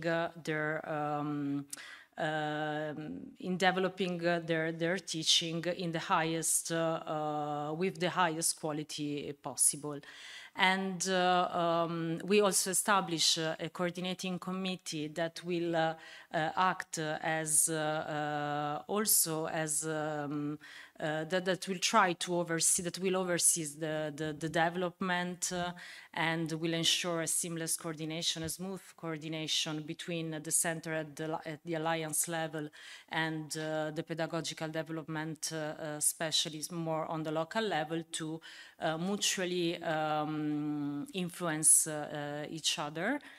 And yes, and as I was mentioning, there were challenges in arriving to this form of cooperation in the Alliance, because of the diverse cultural background, because of the diverse organization in the university, institutional support to academics, the fact that it was a new type of cooperation that we started 2 years ago, although the Alliance is much older, and we identified the differences as a strength and as an opportunity to pursue the overall objective of creating and deepening the cooperation and the synergies at the level of the Alliance. In all that, we also starting sharing and developing some pedagogical resources, which are already developed, and some others will be developed under the umbrella of the virtual center, which are very different. They try to tackle the needs of our academics, and they will ensure as an added value the inclusive participation of all university in its development, because, for example, they can be led by 1 university or 2 universities, but they will foresee the involvement of all the other partners, and they are aligned with the Alliance Educational Vision. Just some examples. For example, we have workshops, courses, and seminars. There was this series of seminars in digital innovation in teaching and learning organized by the University of Warsaw that was open to all our students and academics and researchers. In winter this year, there will be a workshop on digital learning and well-being for students that will be conducted first by the University of Heidelberg, and then it will be open to and enriched on to the For You Plus vision to all the universities. As I was mentioning in the beginning, we also have the ABC Learning Design at For You Plus. There was this adaptation of the UCL ABC and the ABC-D of Sorbonne University, and we enrich it on the educational vision of our alliance. And we beta tested it in 2021, and we also run it in 2022 and 2023, and more is more editions are coming. And also we have these other initiatives that are events to share experiences and share knowledge at an international level and promote an international dialogue on research-based education, that are the coffee talks. We already have 2 coffee talks organized in 2023 and 2024 on different themes, for example, unconventional digital education and also inclusive education from different perspectives, and 2 other are planned for 2025 and 2026.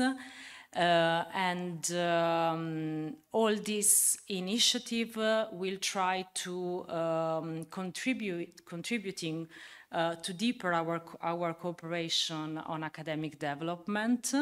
And it's still a work in progress. We will see in the long term the result of this cooperation, but for now it's I think it's a huge result that what we are doing, and we aim to have a transformative impact on the academic collaboration and innovation within the Alliance, and all these initiatives and actions are going into the direction of the For You Plus Alliance vision, which is to create one comprehensive, research-intensive European university. Thank you. And if you scan the QR code, you can be directed to the For You Plus page, specifically to the Virtual Center webpage. Thanks.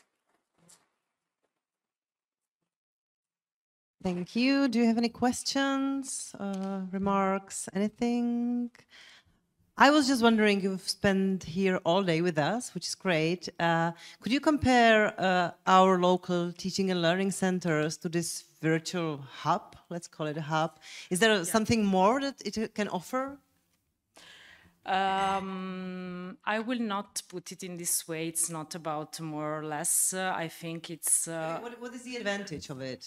The advantage is that because we are all part, there are 8 universities in this alliance. My university is part of it. The Charles University is part of it. And what we also saw in these years is that academics are, they really like to share their experience and to learn from each other. And this is happening in a way that maybe it's unexpected for them, because we give them some tools or some way to cooperate together. We try to facilitate this cooperation, and from this cooperation can be only an added value for their personal and professional, I mean, for their personal, but also for the way they teach, I think. And so I think that international collaboration and sharing experience with others of different cultural background all over Europe, but also in general outside, can be an added value. So it's yeah, it's not just more or less, it's just something that can different and will definitely benefit students in the end. Thank you. Once again, thank you very much. So I'm officially closing the conference, but we started by saying that it's a tradition because it's the second one. So let's continue with the tradition next year with our third conference, and we can celebrate that by raising a glass downstairs. So I'm inviting you, please join us at least for some time to raise a glass for the huge mission that is ahead of us. Thank you very much.